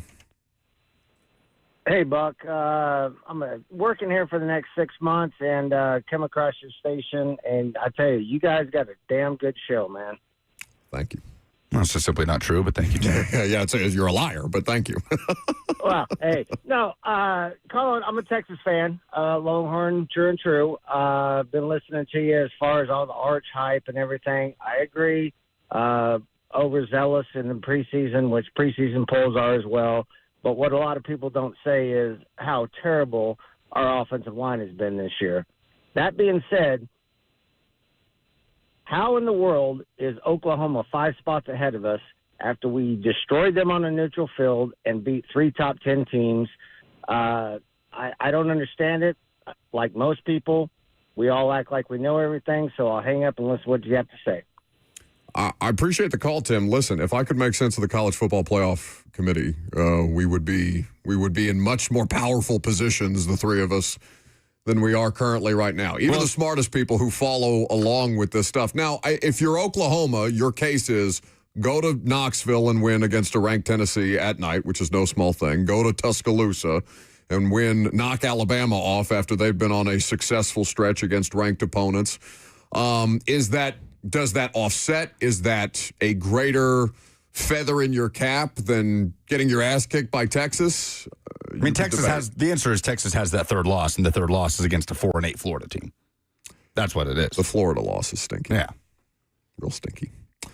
615-737-1045 is the number if you would like to jump in the meantime. The final hour is coming up next. We'll talk about the best hire of the college football carousel before we do our lone segment of Titans Talk today. I'm Buck Rising. It's 1045 The Zone.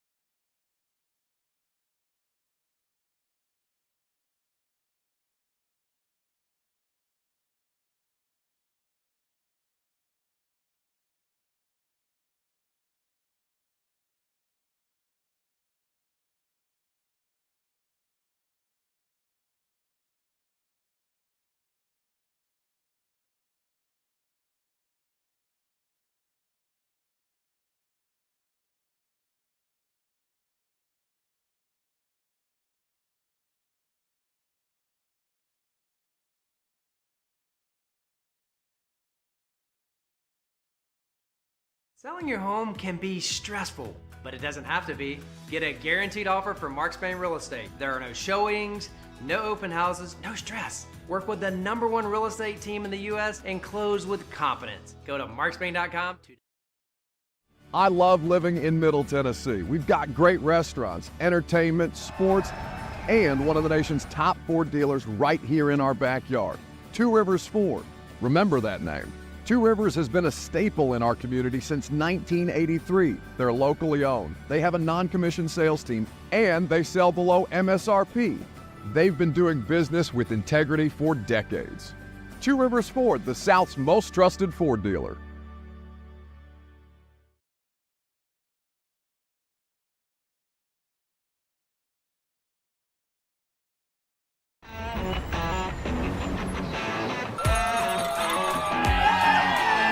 Smashville hockey. Around here, it can sound like a language of its own. But hey, if you can pronounce Demumbrian, then names like Yossi, Shea, and Marchessault will roll right off the tongue.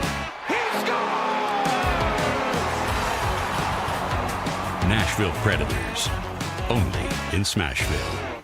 One of the largest sports books east of the Mississippi, Circa Sports Kentucky, is now open. Catch all your favorite games on an 80-foot screen with stadium-style seating and live VSiN broadcast daily. Circa Sports, now open at the Mint Gaming Hall, Kentucky Downs.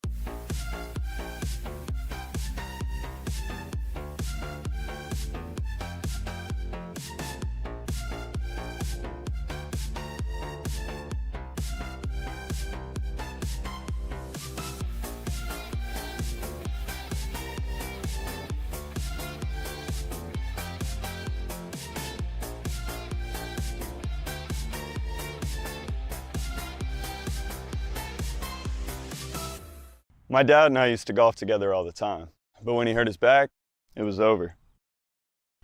To have your son want to spend time with you is amazing. That's why my chronic back pain has been so heartbreaking. Surgery, fused bones, long recovery. No way, not for me. A friend recommended stem cells, so I gave Kellum Stem Cell Institute a call. I'm glad you're out on the course. Yeah, it's really good. Call the Kellum Stem Cell Institute today. Swing still looks just okay though.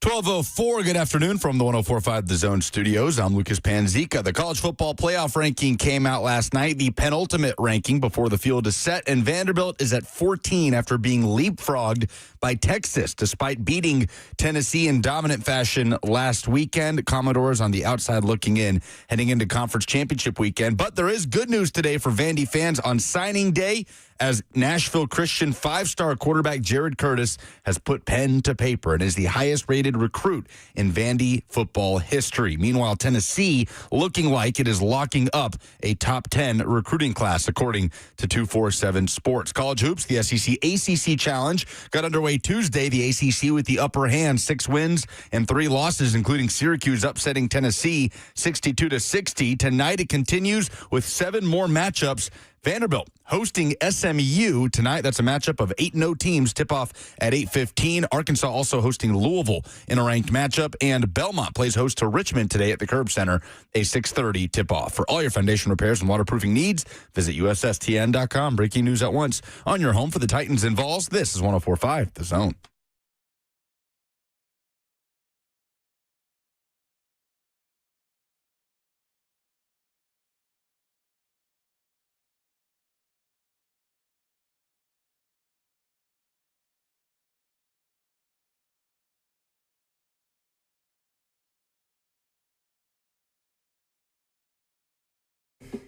Lane Kiffin took up a lot of oxygen in the middle of this college football season, or I guess towards the end of this college football season, and that doesn't expect to fully die down just because he's settled on a new landing spot. I'm sure it will be a conversation as long as Ole Miss is still participating in the college football playoff. But we know that Lane went from Ole Miss to LSU.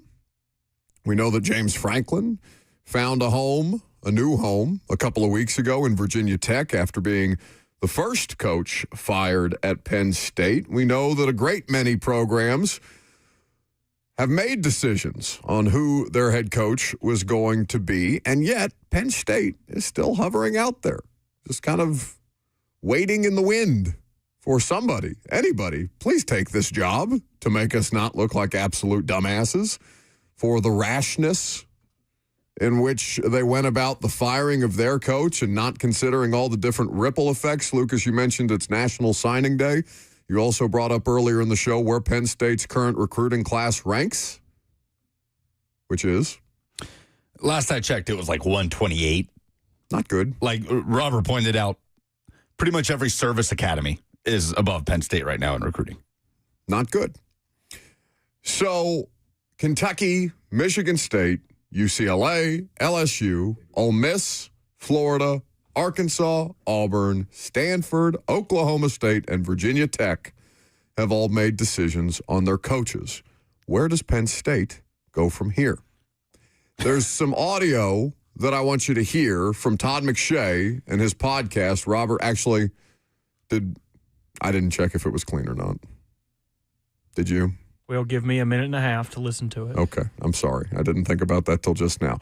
But it's not about Penn State per se, but it's about some external forces that are impacting Penn State at this point in time that I think it's good for the audience to have context on. But Lucas, as I look at the Penn State job, it's not a bad job by any stretch of the imagination, but why does nobody seem to want it? I went on this whole thing yesterday about how college football coaches aren't loyal. Everybody slamming Lane Kiffin just for leaving Ole Miss. It sucks the way it played out, but just slamming him for leaving Ole Miss, this doesn't happen. It's not a thing that coaches do, is stay loyal. And then Kalani Sitake is like, no, I'm staying loyal to BYU. I'm not going anywhere. Clark Lee signs an extension with Vandy. Brent Key signs an extension with Georgia Tech. All three are graduates of their respective programs, so maybe it's a little different. This went under the radar, by the way. Colin Klein, the A&M offensive coordinator, remember him as a player? Heisman. Was Megatron his nickname? It was something Tron. Calvin Johnson's nickname? No.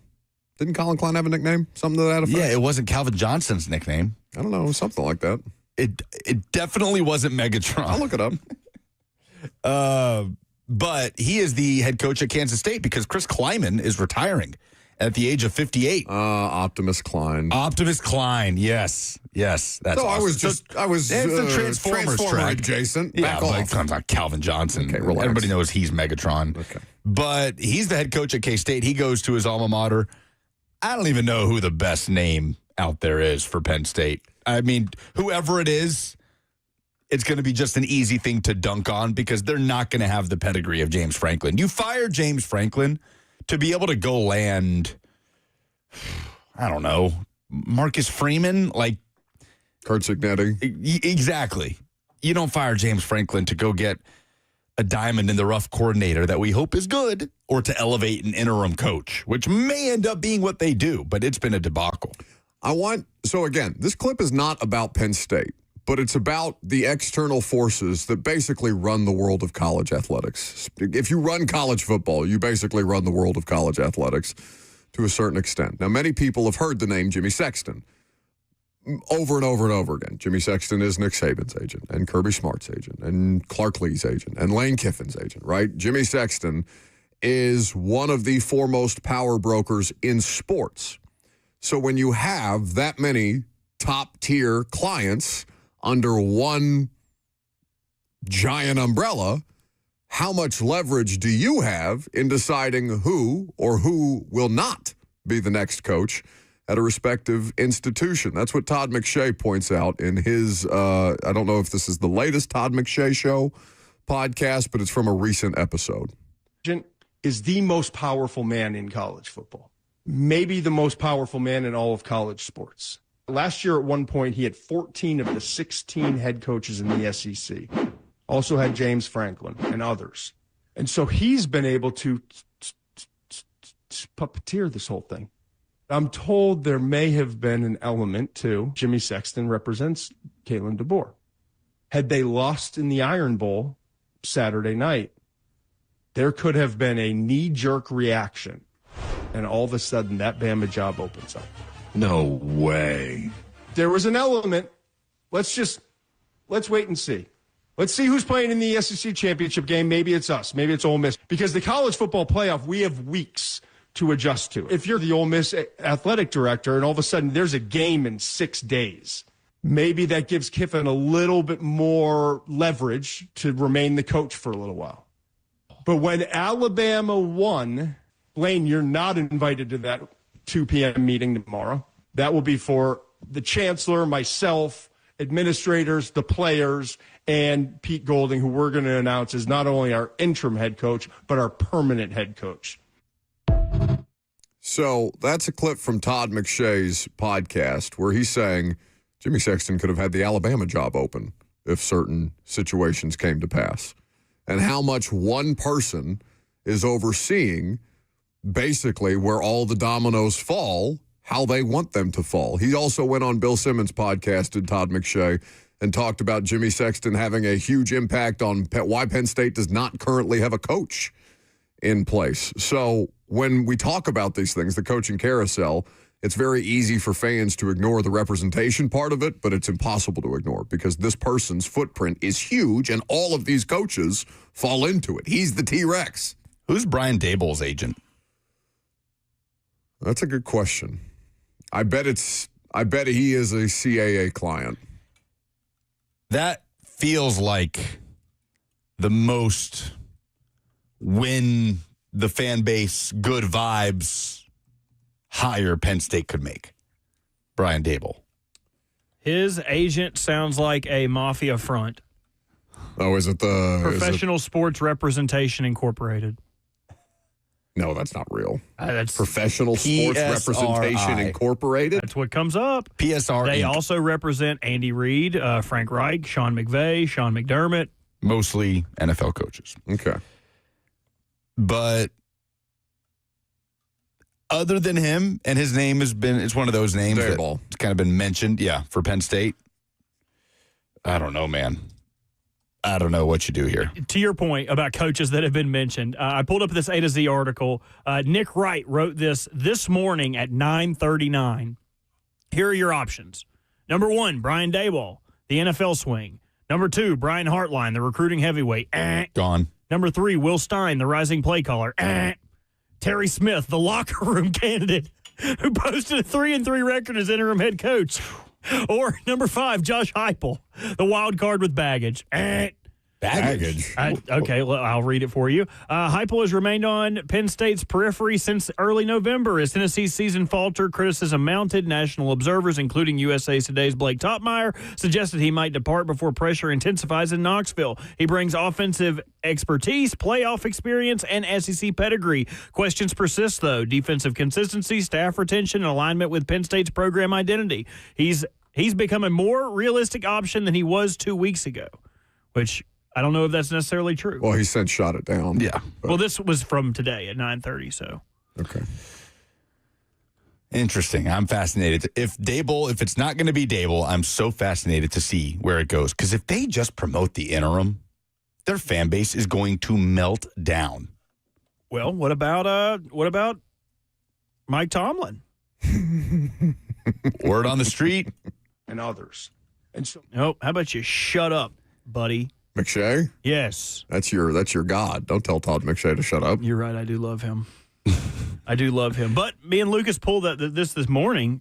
Big Ben from his Footballin' podcast talking about why Mike T would make a great fit for Penn State. Too many podcasts. Yeah, maybe a fresh start for him is what's best. Whether that's in the pros, whether maybe go be Penn State's head coach. You know what he would do in Penn State? He'd probably go win national championships. Because he's a great recruiter. That's what was I having a conversation? We probably had this. Probably. Or I was having this conversation the other day. I'm like, Coach T in college would be one of the greatest college football coaches.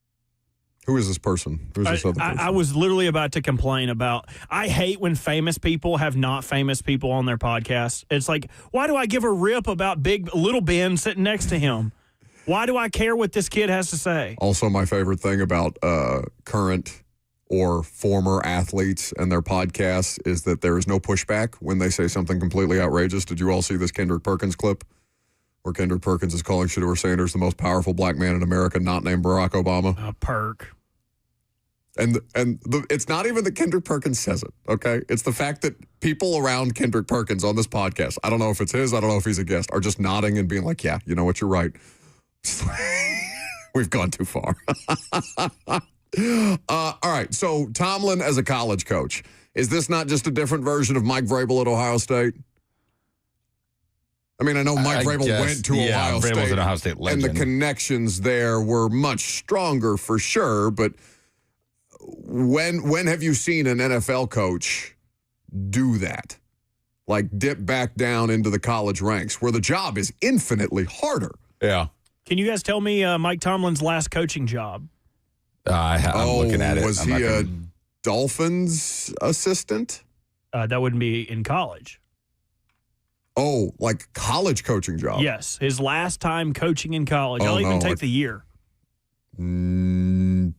2001. When he was with Cincinnati as a defensive backs coach in 1999. Oh, my God. Coached at Arkansas State for a little bit, too. Was a GA at Memphis. I didn't know that.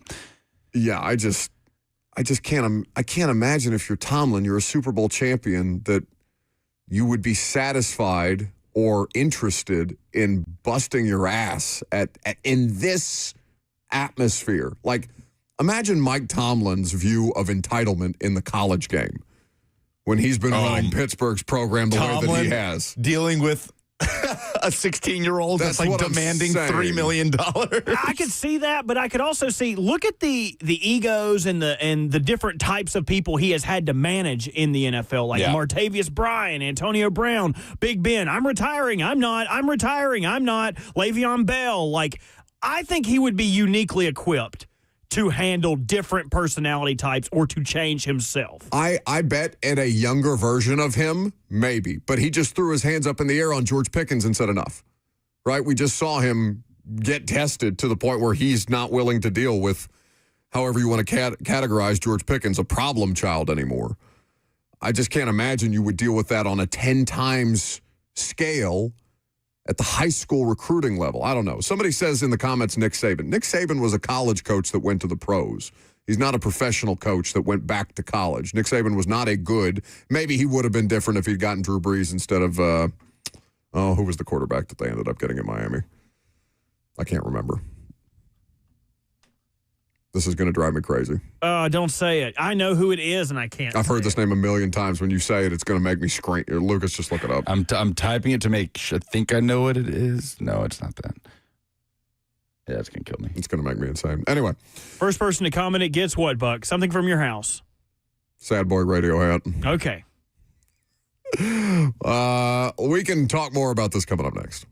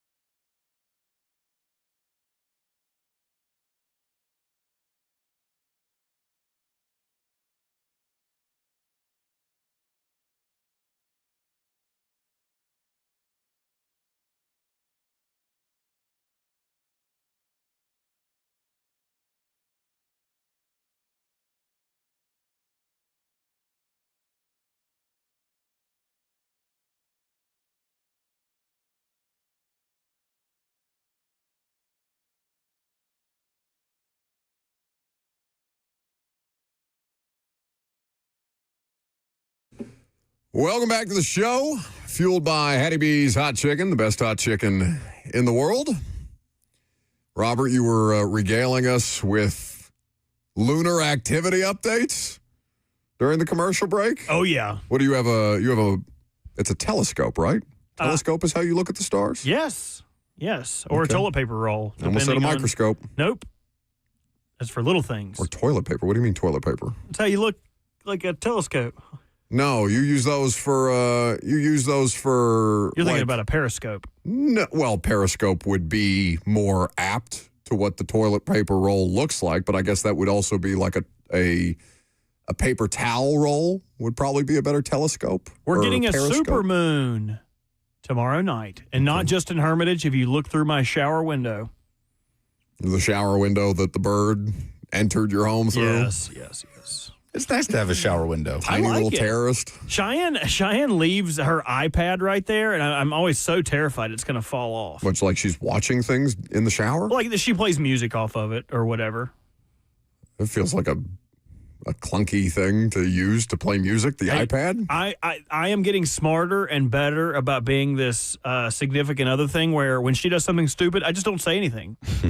I'm not like, hey, don't you think you'd want to do this? Like, no, that's just going to cause a fight. You just let her do the stupid thing. Oh, how do the two of you handle that? Because obviously your significant others are superior to you. I just both in allow logic things and to in happen. humor. Yes.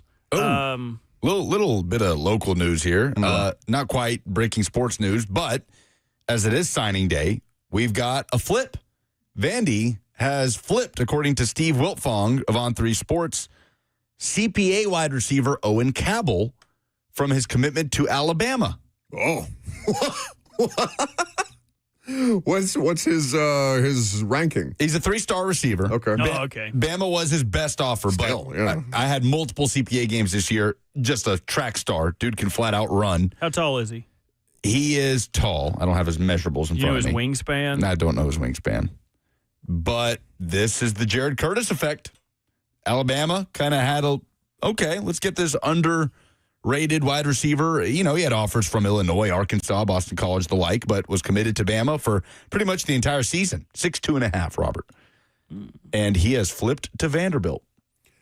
We brought this up, I must have been off air the other day, the idea that like when Nico Iamaleava committed to Tennessee, I thought that there was going to be more momentum in terms of flipping guys or recruits signing with Tennessee after the fact. Now, maybe they knew something we didn't at the time about Nico and leadership qualities or lack thereof. And I'm not saying that Nico can't develop those things through all the trials and tribulations of what his collegiate career has been.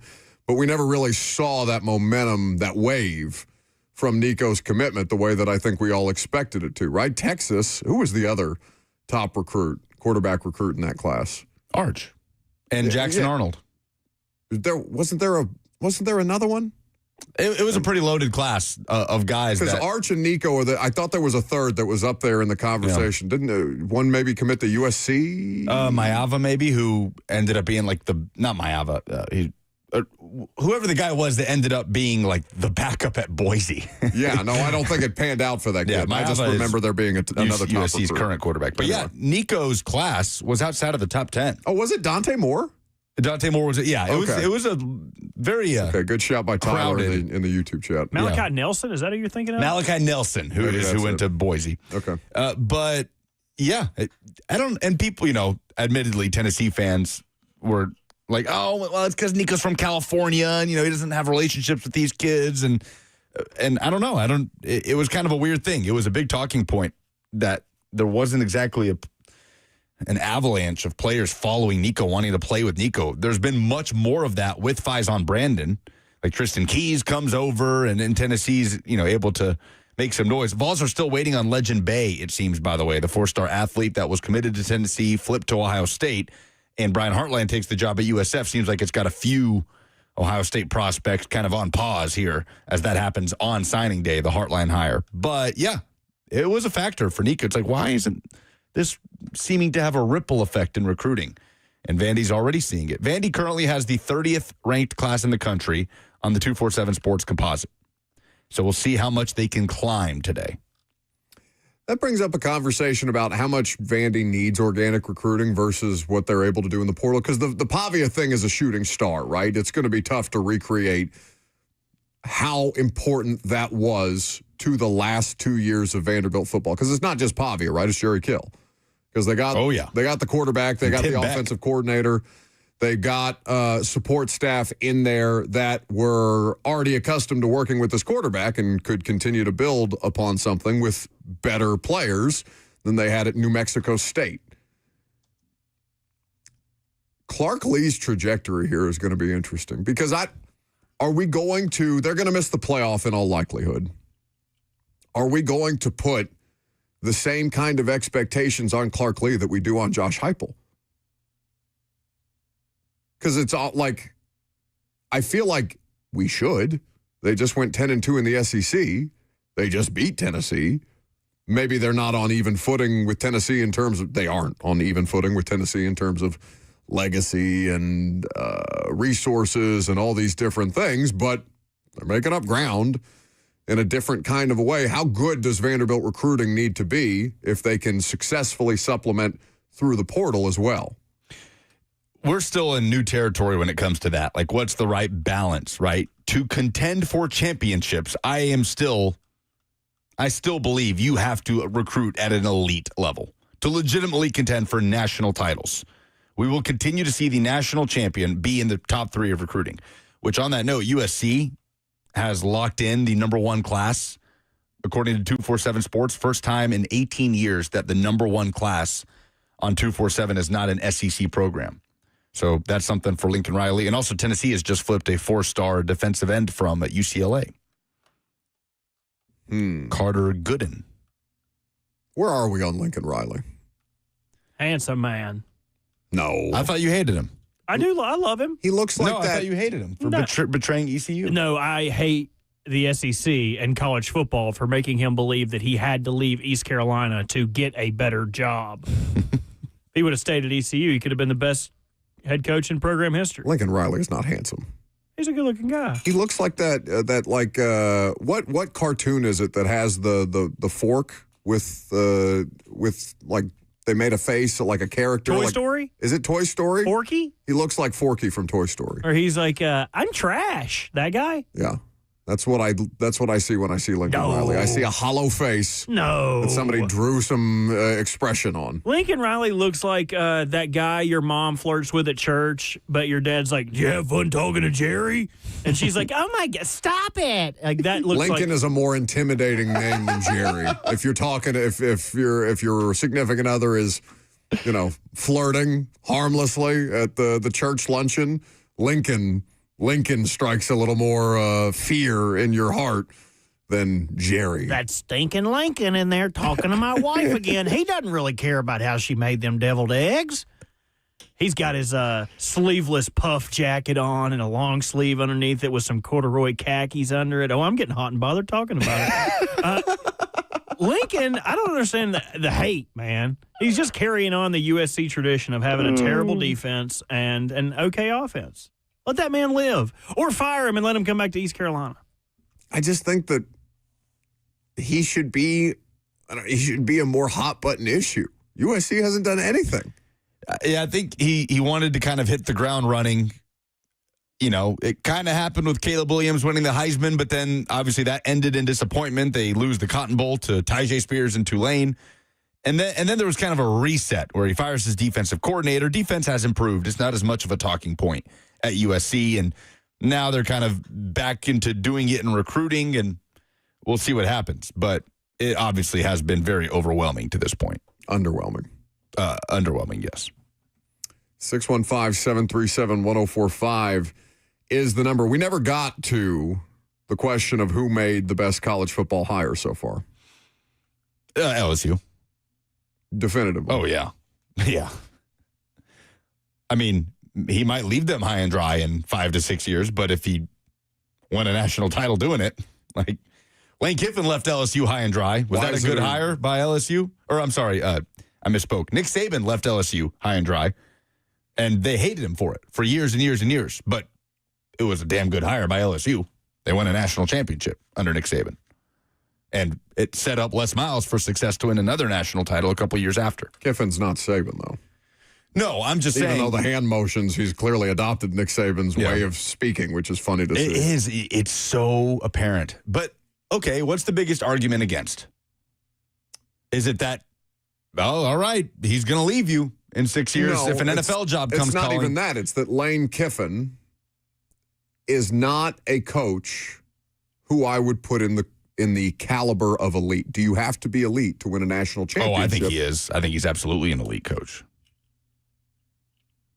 Who else is in that category? Because I would not put that many people in that category. There are two coaches who I consider to be elite in modern day college football. If we're going to be... It's Ryan Day and Kirby Smart. If we're going to be particularly exclusive about it, then yes, for Should sure. an elite be particularly exclusive? Yeah, fair enough. Everybody kind of has their parameters of that. I think Kiffin's an elite coach. I think Kiffin is the kind of coach that can absolutely win you a national title. He just hasn't yet.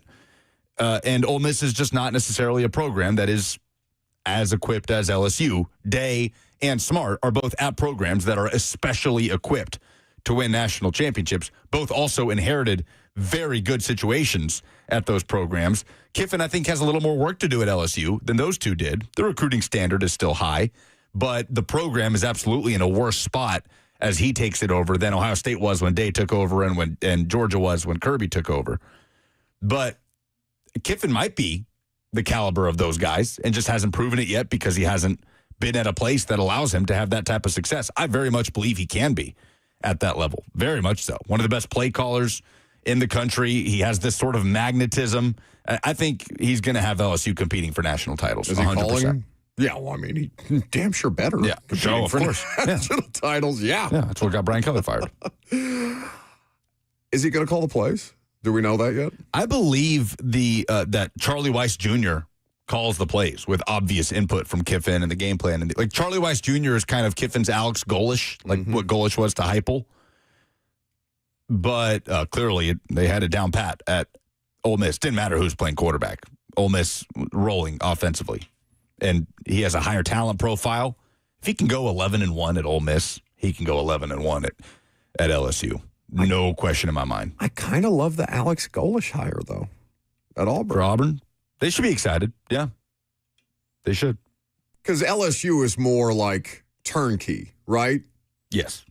Auburn is something that's going to have to be there's work to do, worked on. And I don't know what kind of rope they'll give Alex Golish. I don't know that it's a sure thing by any stretch of the imagination. But if you're Auburn in a situation that you were, like I got to think that that's best case scenario for them relative to what that job is currently. He is retaining DJ Durkin as his defensive coordinator, and a lot of people thought Durkin might get that job. If Auburn had won the Iron Bowl, a better job than Hugh Freeze did. He certainly did. And if they had won the Iron Bowl, I bet you Durkin would have gotten that job. Last call for phone calls if you got them. 615-737-1045 is the number. We'll wrap up the show coming up next.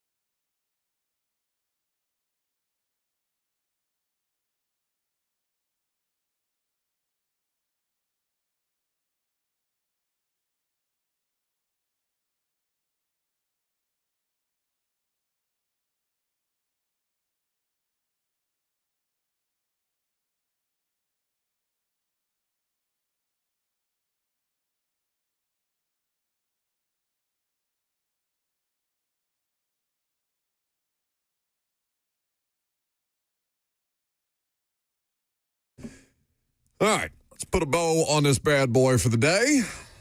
615-737-1045 is the number if you want to jump in. We did not talk any Titans today, but they are back on the practice field. Apparently, Jalen Armour-Davis is the only player that's going to miss practice today for an injury reason. The rest will be resting on the first day back on the practice field. The Titans are at Cleveland this weekend. I wouldn't say I'm looking forward to going to Cleveland. I am looking forward to the Rock and Roll Hall of Fame. You both have told me that it's very exciting. I got many recommendations to do the Rock and Roll Hall of Fame because honestly, I think it's the only thing left in Cleveland that I haven't done. There's only so much to do, but I'm very excited about that. Have you been to a Monsters game? A Monsters game? That's minor league baseball? Hockey? No, I haven't. That's a good time. They play in the Cavs arena. I bet that's cool. But I wonder if the Cavs are. I'd like to go see a Cavs game. Rock and Roll Hall of Fame is awesome. Awesome. I didn't want to leave. You could spend hours in there. Big recruiting day for both Tennessee and Vandy. I wonder what the highest in the modern age, what the highest ranked recruiting class Vanderbilt has ever had is. Like, did James Franklin ever have a class inside the top 25?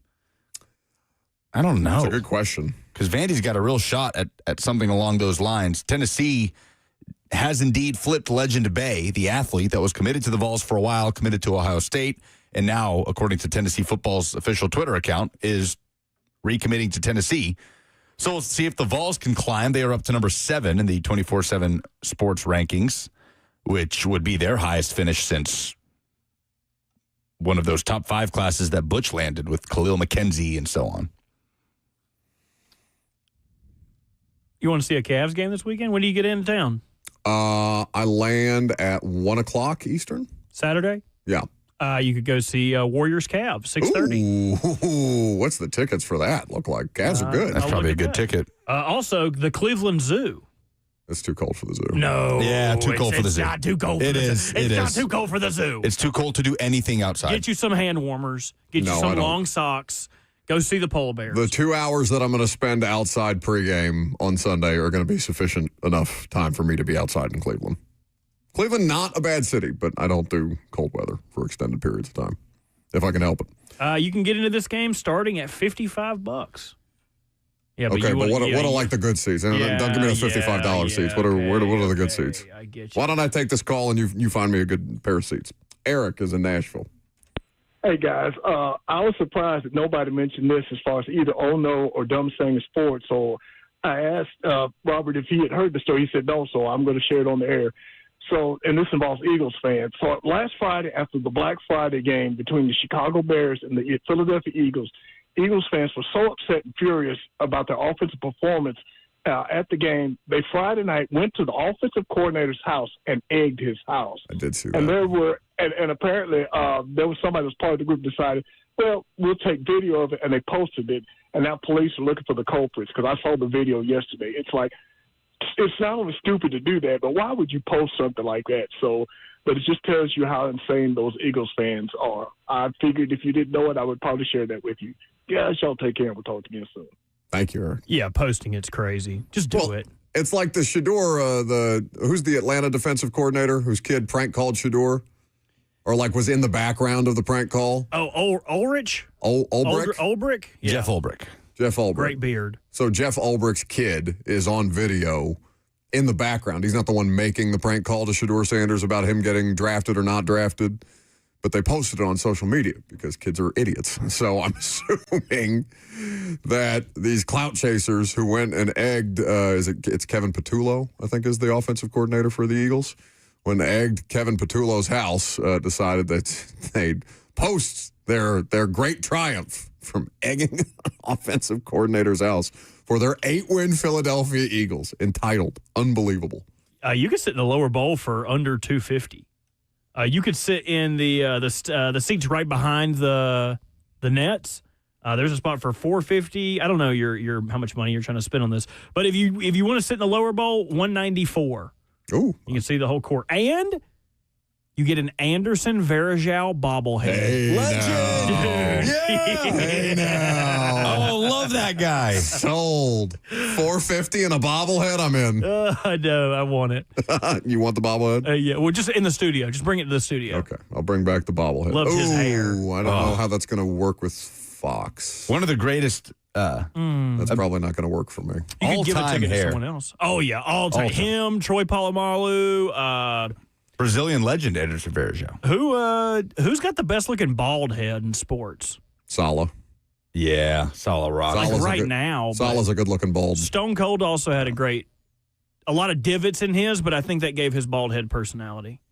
He's not a bad bald. There are plenty of bad balds. Who are some bad balds? Isn't Nathaniel Hackett bald? Should be. It was the bald and the goatee. Oh, you guys remember Brashad Perryman? Did he go bald? He had to. He didn't have a choice. He had dreads, but like they were so sporadic around his head, it just looked like a terribly grown garden. Like just weeds sprouting out at random spots. He had to go bald. It was awful. We are getting submissions for good balds. Tim Howard.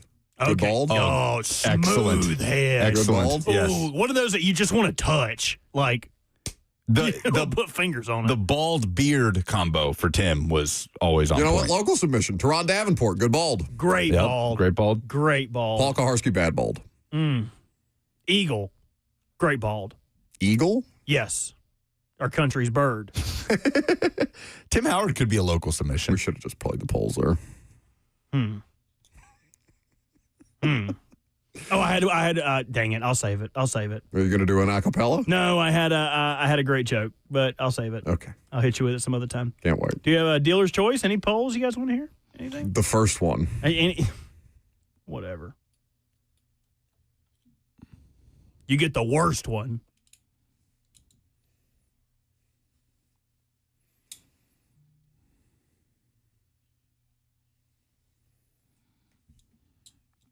Ooh, Clark Lee, good bald? Yeah, he rocks it. I feel like he has hair on the back. That's not real bald. No. What? Does he?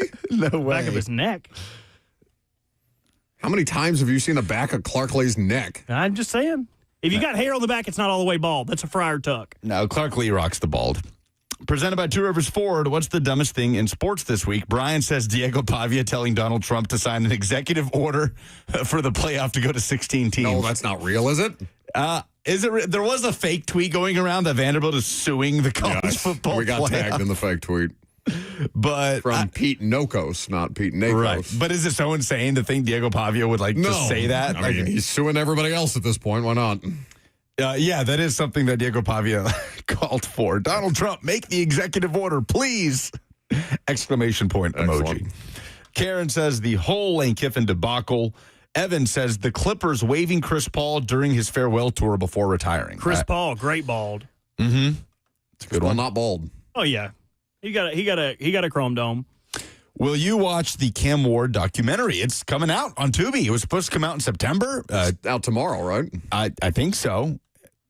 55% say no, 45% say yes. Chris Paul is a fake bald. Fake bald?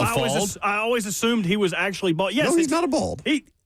That hair is not. Go click on it. It's like he has no hair and hair at the same time. That's not a real bald. Well, if he has hair at the same time, then he is not a bald. It looks like pieces. It looks like grass cut too short. Like you scalped the ground with a weed eater. Yet I have always assumed Chris Paul was bald. He is not. He's a fald. Hate to see it. Oh, Matt Hasselbeck. My buddy submitted Zinedine Zidane. Oh, okay. All-time bald. Yeah, legend. Yeah, he is a very round bald. That's a violent bald.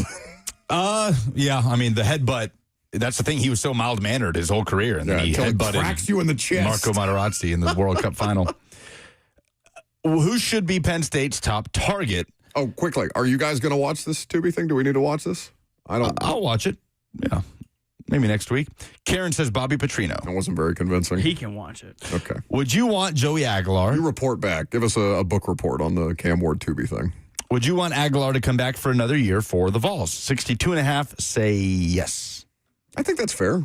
especially if Faison Brandon is not under some impression that he has to start right away or needs to start right away. There's nothing wrong with that. I think it would be the most ideal scenario. Ooh, Eddie George, good bald. Oh, great bald. Of course. Although allegations that Eddie is dyeing his goatee. Oh, I got another one. Frosty the Snowman. Incredible ball. Yeah. Thierry Henry is in the F&M Bank chat while we're talking about French soccer players. Brian Urlacher. Josh Pate. No, Urlacher forsaked his bald, right? Didn't he go full he has hair? He went full turkey. He came back. Yeah. Oh, you know who was bald but now has hair? Landon Donovan. Oh, I hear that's bad hair, though. Yeah. Oh, Hall of Fame bald. Casey Alexander. Yeah. I'll see him tonight. Casey Belmont Goodball. Richmond, 6:30 at the Curb Center. ESPN Plus. Wait, that's not all the polls. There was one poll left. How does it make you feel that the ACC wiped the floor with the SEC in college basketball? You didn't even tweet it out, Buck. Yeah, wow. Who knew Buck was the SEC homer? Right. Famously. That's going to do it. Those are the polls. Yeah. That is going to do it for us today. We appreciate your participation as always. If you're hanging out on YouTube, like the video on the way out the door, and we'll talk to you tonight on Primetime.